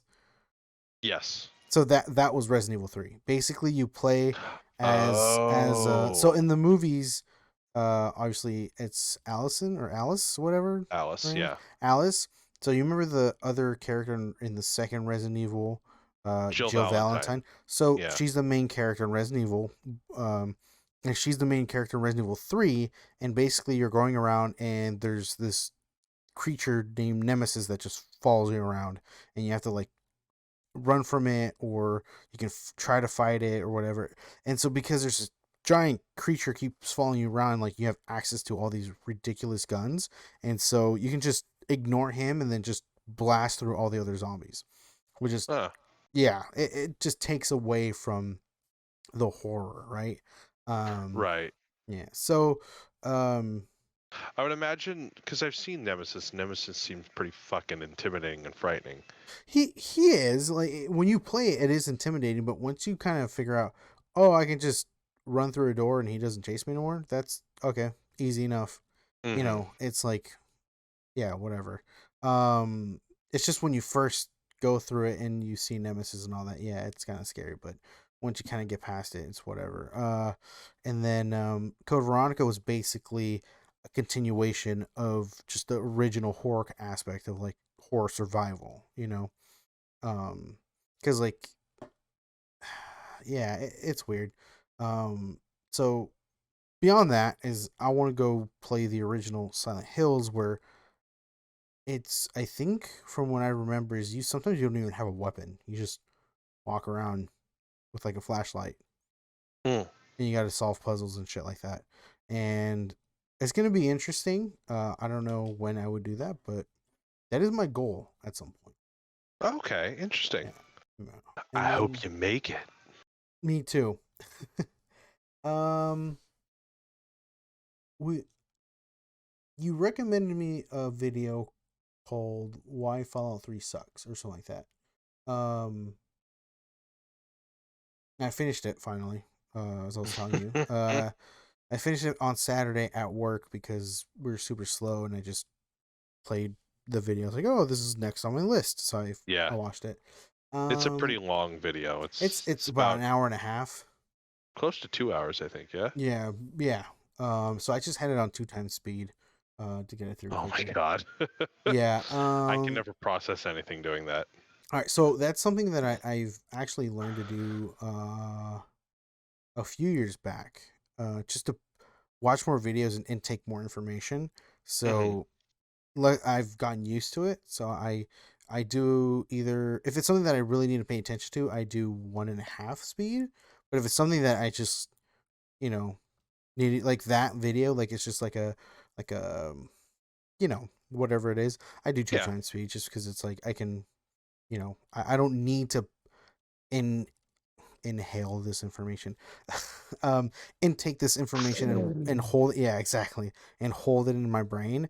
It's Hmm. just kind of It's like just a renting space. exactly, so I just 2 times speed. But so I can agree with a lot of stuff that he was talking about. When I first played Fallout 3, I thought it was fucking amazing.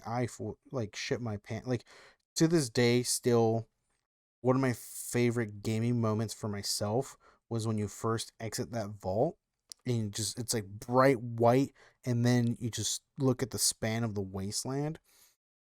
That was the first time I played a game like that. Like, don't get me wrong, like now I understand that the game wasn't the greatest, the story wasn't fantastic either, and there's all these flaws behind it. But when me first going into this game, I was like, I thought that was the coolest shit ever. Like, and again, I'm someone who didn't play the first two, right? Right. And this person is someone who played the first two, so I get their standpoint. I get why it's not a good game, and I can agree at this point it's not a good game. But like at the time, Well, for people who haven't played a Fallout, mhm. I think it stands. And honestly, the stuff he was putting in where like people were saying, oh, you get to make so many decisions and all this stuff. Like, I think for someone who doesn't play RPGs, I think that information is true.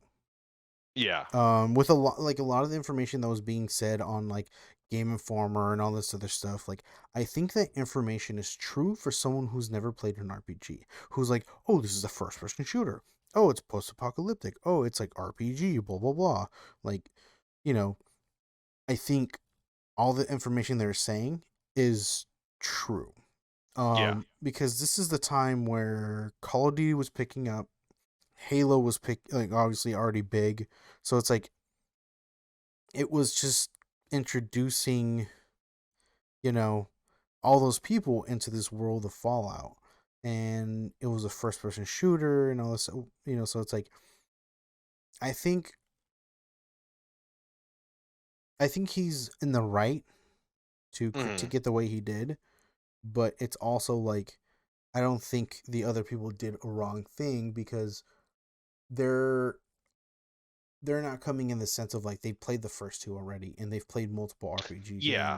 games. They're in the sense of like, hey, like all these people who've been playing fucking Unreal Tournament, Halo, Counter Strike, Call of Duty, like all these people who play first person shooters check out this game called Fallout. It's a first person Yeah. shooter RPG, that's post apocalyptic and shit. And they're like, oh, whoa, this is cool. So it's like I see why. Like for me, it was one of my first person shooters too.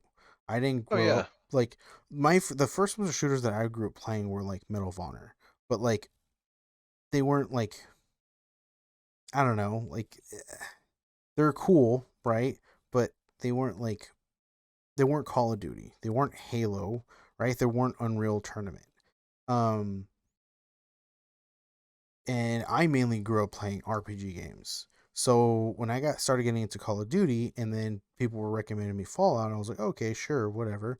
And I saw that it had RPG elements into it. I was like, Mhm. holy shit! Like the whole reason why I got into Call of Duty 4 was because there's a level up system, and I was like, holy fuck, this is badass. Right, the progression system.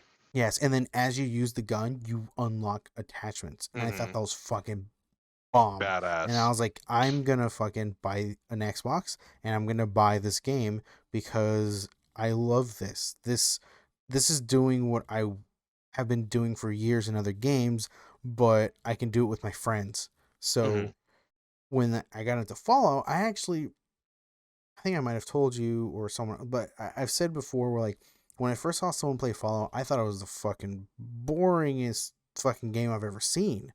Cause I just watched my friend loot a fucking convenience store And for that like was it. 20 minutes. And I was like, this is fucking boring. And I told him, like, I don't want to play. I would never play this game. But then he let me borrow it.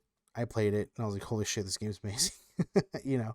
So, I, that, like, that video will not ruin what Fallout 3 was to me. Like, Mhm. I acknowledge to you, and we both acknowledge that New Vegas is a superior game overall.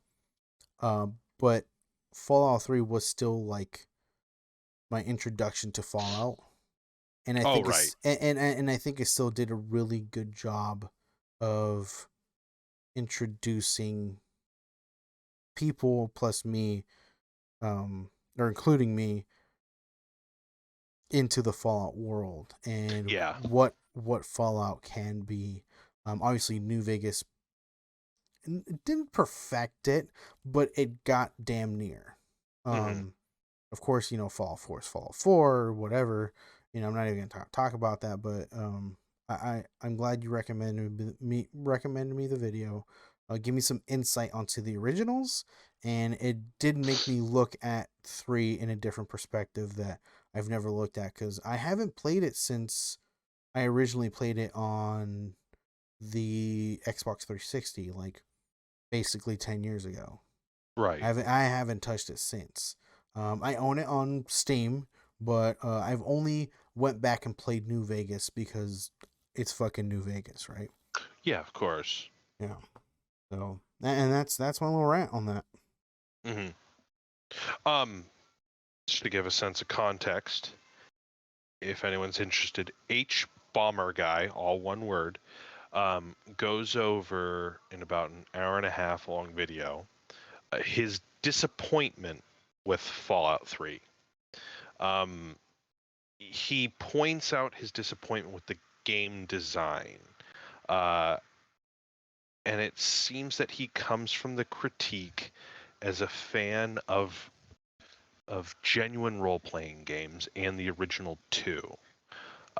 He feels that there were things that the first two did right that Fallout 3 kind of disregarded or didn't learn from in improving. Mm. Um, I think one of the once if anyone is also interested, he reviews or goes over Fallout New Vegas, which Harry, I think you would really enjoy. It's on I the think list. the the point that he tries to get across is that time has been less kind to Fallout 3, while it's been far kinder to Fallout New Vegas. Mm. Because I believe Fallout New Vegas had a abysmal release, like buggy, rushed, cut content, and it didn't have the same, it was not received the same as Fallout 3 was, kind of like the favored son. Yeah. And now it's almost completely like flipped. Fallout 3 Mm. kind of has its place, but Vegas or New Vegas is kind of considered the Fallout game, But Yeah. I enjoy where he comes from with a lot of his critique. I get that some of it is a little too, well, this isn't like Fallout 1 and 2. Mm-hmm. Um, but he makes some solid points. One, about showing people where to go, showing people how to play the game. Mm-hmm. I think everyone absolutely despises the intro to that game, Fallout 3, and Mm-hmm. it's funny because the video actually goes to lengths to say like it's just something that Bethesda didn't even learn. Fallout 2 had a ridiculously unenjoyable intro, and Fallout 3 doubled it. Yeah. And you're never given a sense as a character, you're never given a sense of influence. Mm-hmm. The story feels less about you and more about your father. Whereas again, Fallout New Vegas, there are things, the best way I can just describe it is being in a D&D campaign and you're just being railroaded into this one story. Whereas Fallout New Vegas feels like a very traditional RPG where it's like you have freedom.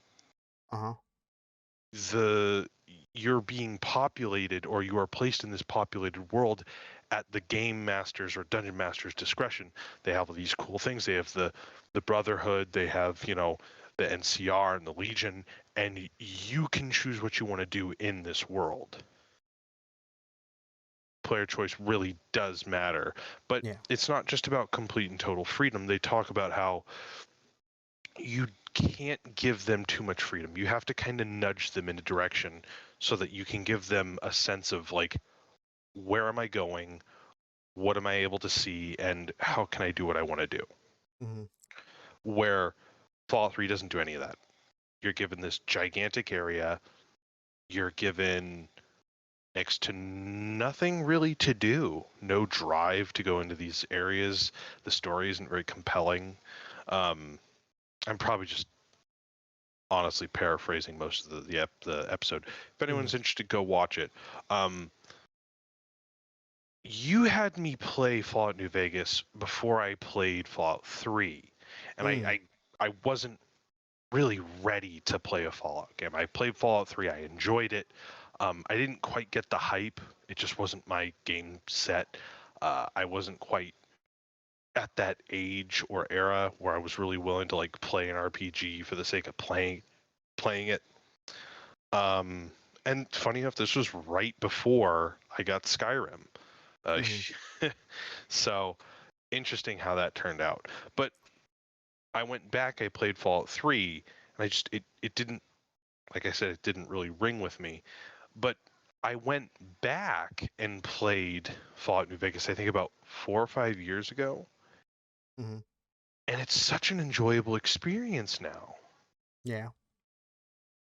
In a way that I didn't quite feel the same with something like Fallout 4 or Fallout 3. Um, but yeah, if anyone's interested, go ahead, give it a watch. It's paired really well with the Fallout New Vegas video, and I'm really leaning on you, Harry, to watch it. Yep. Basically, the takeaways for the video are the game design is not that great.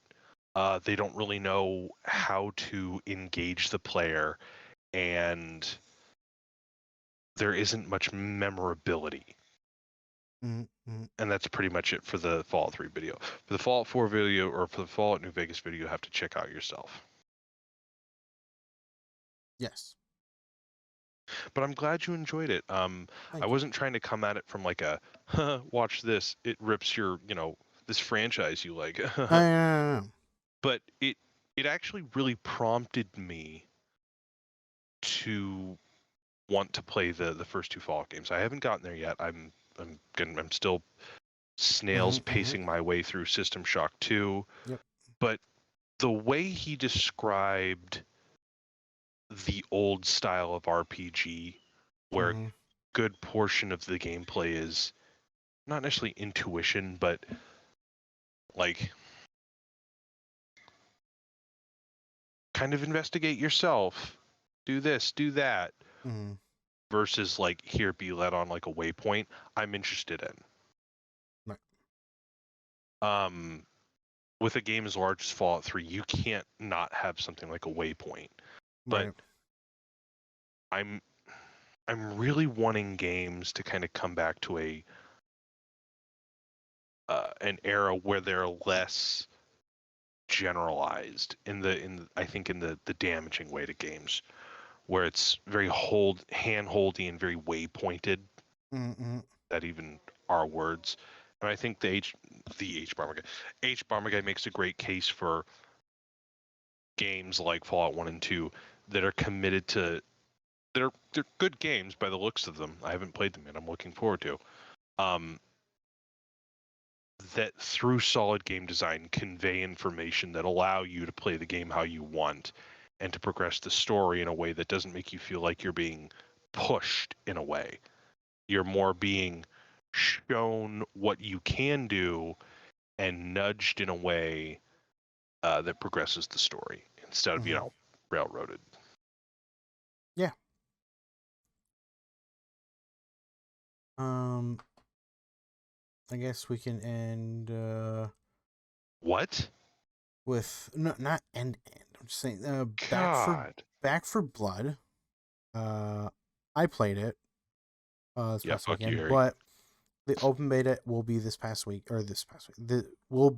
weekend. We're planning to play it tomorrow. So we'll have more info on that. What I'll say is I think it's a better Left 4 Dead 2, but it definitely will never replace the original Left 4 Dead. I think that's the best way for me to summarize it as. Okay. I'm down to get into like a detailed breakthrough. Yeah, we breakdown. Will. Okay. I think next week we'll definitely talk about it. But that's my input, or 2 cents on Back 4 Blood. Like I know, what was it, Tuesday? I kind of went more into detail about it. But I was trying to. I cordoned that out of my mind. I was just so hurt you played without me. I was heartbroken. I was trying to figure out how to like everything I said for like 10 to 20 minutes to summer it down to like a phrase or whatever, and that was it. Better than Left 4 Dead 2, but it's nothing's gonna replace the original Left 4 Dead. It's just the original Left 4 Dead is just way too arcadey and way too much fun. Where it doesn't do too much. Yeah, exactly. And I think that's what makes it so good. It's just simple, right? Where like this new one, it's just has more to it than Left 4 Dead 2. Because like Left 4 Dead 2 had more stuff, but it was just like that's it. Like it didn't have like a lot of new stuff. It's just like a few things here and there, few new mechanics, and then that's it. And you're like, that's cool. And I think I wonder if that's why a lot of people were upset that there's no part 3, because it's like, dude, you left us hanging. Like, you gave us a taste of how cool this franchise could be, and then you stopped, Like, so it's like, and I think I described it that like Left 4 Dead 2 was cool. I liked it when I first played it, but then it didn't have that replayability. where the Yeah. first one had a lot of replayability because it was way more arcadey. There's way less things to it that like it's like playing an old school game where it's like you can replay it because it's simple. You just go back and play it and it's not complicated. Mhm. Where like if you want to make it more complicated, make it more complicated. Give me more shit. Don't just give me a little bit more stuff and be like, all right, there you go. And like, okay, like I'd rather just go play the original, you know. Mhm. But we did talk about, and what we could talk about is um the value of Back for Blood right now. Obviously, brand new game, $60. Um, Mm. I know we discussed it. My thing was it's a multiplayer game. Most multiplayer games, I think, are worth the $60 just because you're gonna usually put more time into it. Where like if it's a single player game, most likely not, right? And it's kind of expected that you're gonna put more than like 15, 20 hours into it, right? You're gonna put a lot because you're gonna be, especially when it's a 4 player multiplayer game and you're gonna play with your friends, and you know what I mean, like Yeah. you're gonna be putting time into this game, and I think $60 is it's steep because I'm used to buying games on sale. It's farming that replayability too, it sounds like. Yeah, and it's gonna be steep. Like for you, I we're gonna play Diablo 2 Resurrected, right? The remake, Mhm. and that's at $40, and that Yeah. is a multiplayer game, and it's a very established multiplayer game. It's like that I think they probably are gonna. I feel like that would maybe sell more than Back for Blood overall, just because it's an established game that is not even that much money. It's Mhm. $40. Like, and like, don't get me wrong, Back 4 Blood's a brand new game. It's not a remake, but at the same time, it's still like $60 is so much money, you know. Yeah. Um, but then again, It's it's games have 60 bucks. It's $60 to play essentially Fallout 3, which is mm, good, but it's that or next to nothing for I mean Left 4 Dead, I'm sorry. mm, So it's basically playing Left 4 Dead 3 for $60 or just playing Left 4 Dead 1 for like 5. mm-hmm. So doesn't do enough to replace the market, it sounds like. Yeah, it really is that way. But again, there's the open beta that we'll be playing tomorrow. I'm gonna be streaming.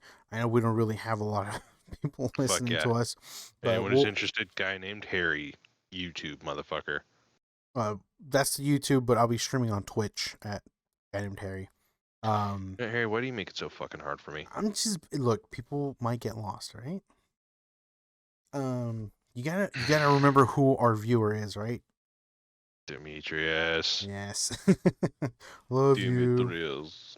Te Um, amo. but we'll be streaming it, and yeah, it's gonna be fun. We'll have more to talk about and what we overall like about it next week.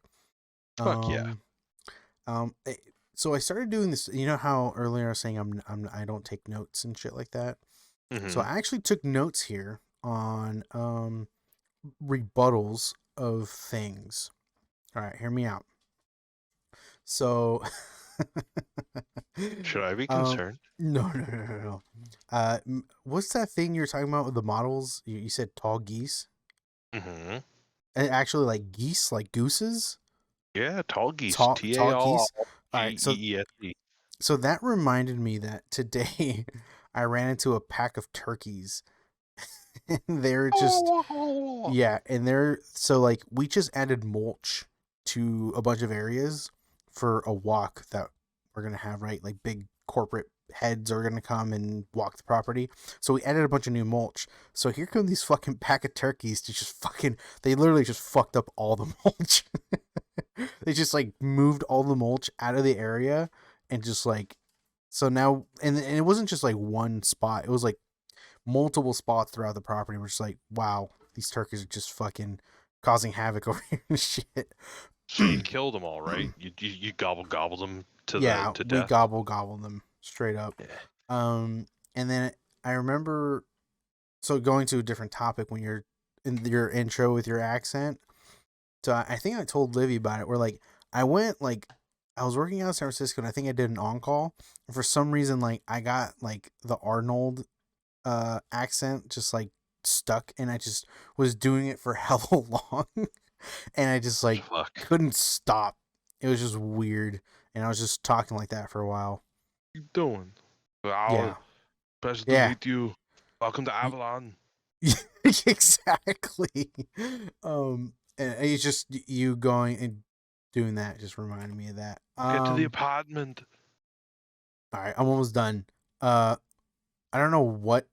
Oh, I misspelled it. I don't know what brought this up, but there's a lawn mowing simulator. You literally plop on a lawnmower, one of Why the do ones that that you when I can ride. just fucking lawn mow? This is like Back for Blood versus fucking Left for Dead. Yeah, I'm just like, dude, these simulator there's the American truck driving simulator or Oh whatever. god. Like, dude, so like, okay, so one of my favorite streamers, Sandy Ravage, he does these because he has a community, right, that chats with and everything. He does these American truck driver streams. He started it as a joke. He was like, "Oh, I'm gonna play this fucking game," so he bought it and he started playing it, and he had such a great time because it's it's the whole, it's the journey, not the destination, right? So he was like driving around, and like his main concept of the fucking game of streaming is just like him cracking a beer open and just hanging out, right? Mm-hmm. That's his thing. Like, so what he got popular off of was he would get drunk on stream and while playing Call of Duty and just like annihilate people, right? So what his thing was, so this Then is he Model got for, bored and just started mowing people down. yeah, exactly. How's that for a um, pun? that's good. Basically, his thing was like if he got an AC-130 in Model for 2, he'd take a shot. If he got a nuke, he'd take 2 shots, and that was his thing, right? And he just, so like his thing is drinking, right? And so American Truck Driver, that's what he was doing. And he got so into it and he would start doing these more frequently that he actually bought like a wheel, like an actual like wheel that you can steer to connect to his computer so he can steer like an actual fucking truck driver. And he got a fucking like pedal thing. God. And so when he plays these games, he has a camera that's looking at his fucking pedal, like watching his feet fucking press the gas and brake. Dude, So fucking stupid.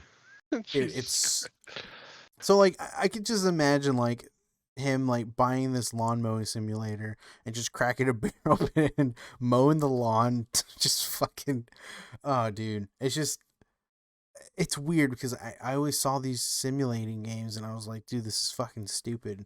But like I see someone who like, And now you found the stupidest one of all, but you're in yeah, love. I'm just like, dude, that sounds like, don't get me wrong, like I don't drink. I don't have like this huge following and like, like cuz like I Not can, yet, you mean. not yet. But like I always thought of myself like if I had a following, like doing like, cuz you know how I go for trophies, right? So Oh like yeah.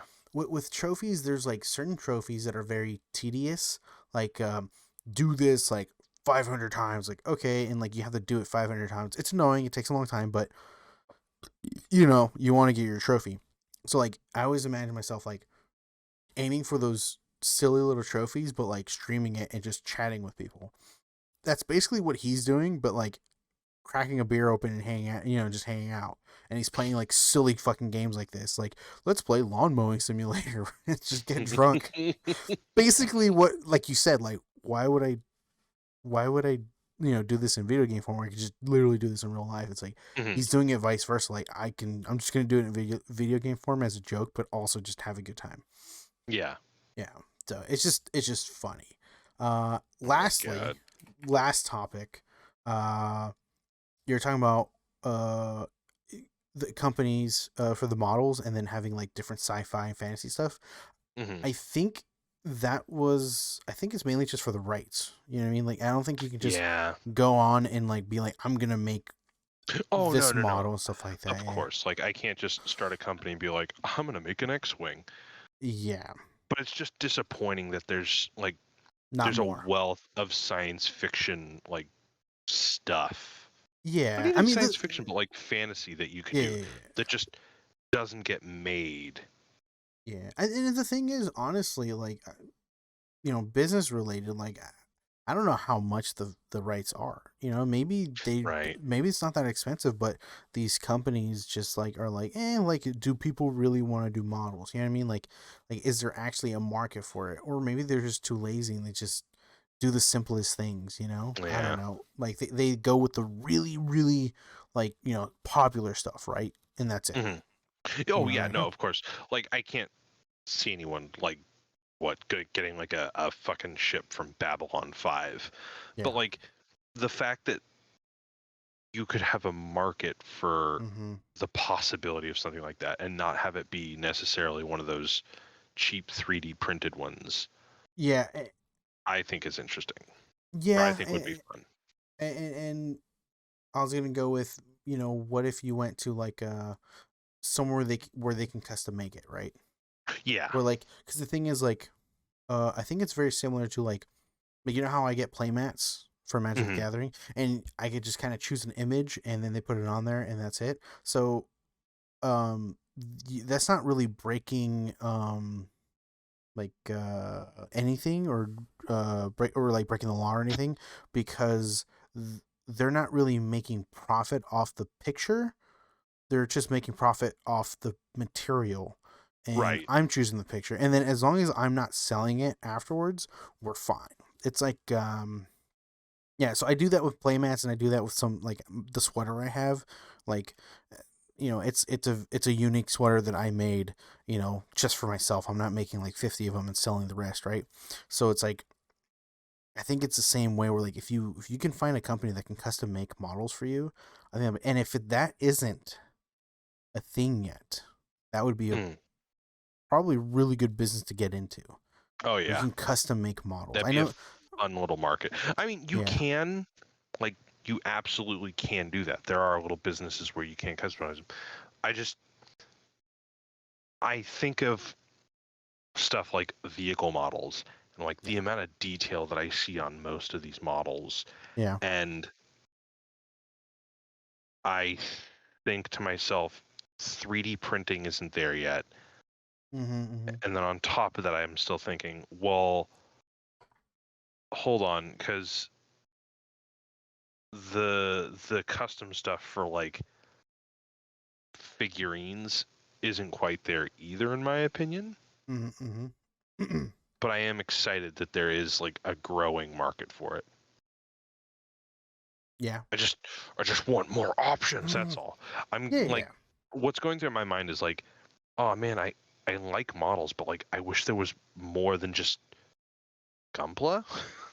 Right. Like I Right. like Gunpla's fine, I suppose. Like, but I do it not because I like Gunpla.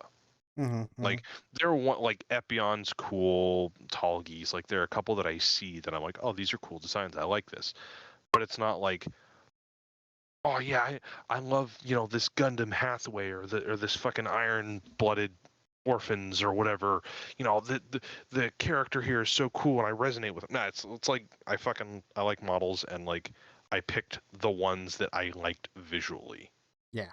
But I would fucking love if I could recreate the opening scene to Star Wars, right? If you had Yeah. like proportionately sized Star Trek or Star Wars or Star Trek stuff, like how cool would it fucking be if you had like a little diorama where you had a super star destroyer and then you like could compare that in size with other little mini star destroyers, and that was made by Mm. like a company that specifically made it and like similarly to how Gunpla is made, like they crafted it and then they created a metal mold and then they just went off of that, Yeah.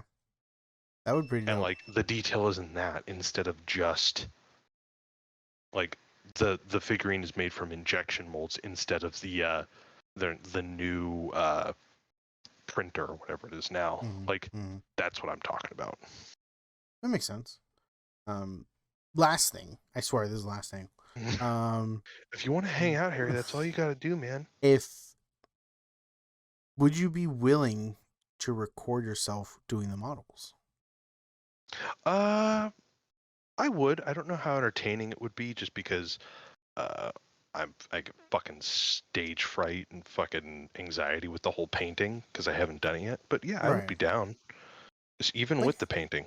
'cause I think it'll be interesting. You know how like I've seen videos of like artists like kind of like fast forward them painting, but you can see like from start to finish and kind of see like how everything is, and like I feel like I don't think you have to, especially when you like. I don't think overall you don't like. For me, for instance, like I don't show my face on stream. Fuck that shit. You're Oh not yeah, you're not getting it, with right? yeah, with the model stuff, I've never seen someone's face when Yeah. they're So doing this like stuff. Like so I was it's just almost always like sped up, clipped out, sped up painting and stuff like that. that's what I was thinking. Like starting off, I think that would be cool. Just you know what, for two instances, like one, you never know, right? You can get big, get a following, and you never know, right? But two, I think it's really cool to go back and see what you've done, and then from like today to next year you can see your progression. Like I look back at like the original YouTube videos I have, and I was like, Hmm. god, I sucked. Like everything I did was like pretty fucking bad, but I see the progression. I see the videos I made back 7 years ago, and then I see the videos I did like last week. You know what I mean? And it's including the streaming. Like like originally I literally just was just gameplay, and that's it.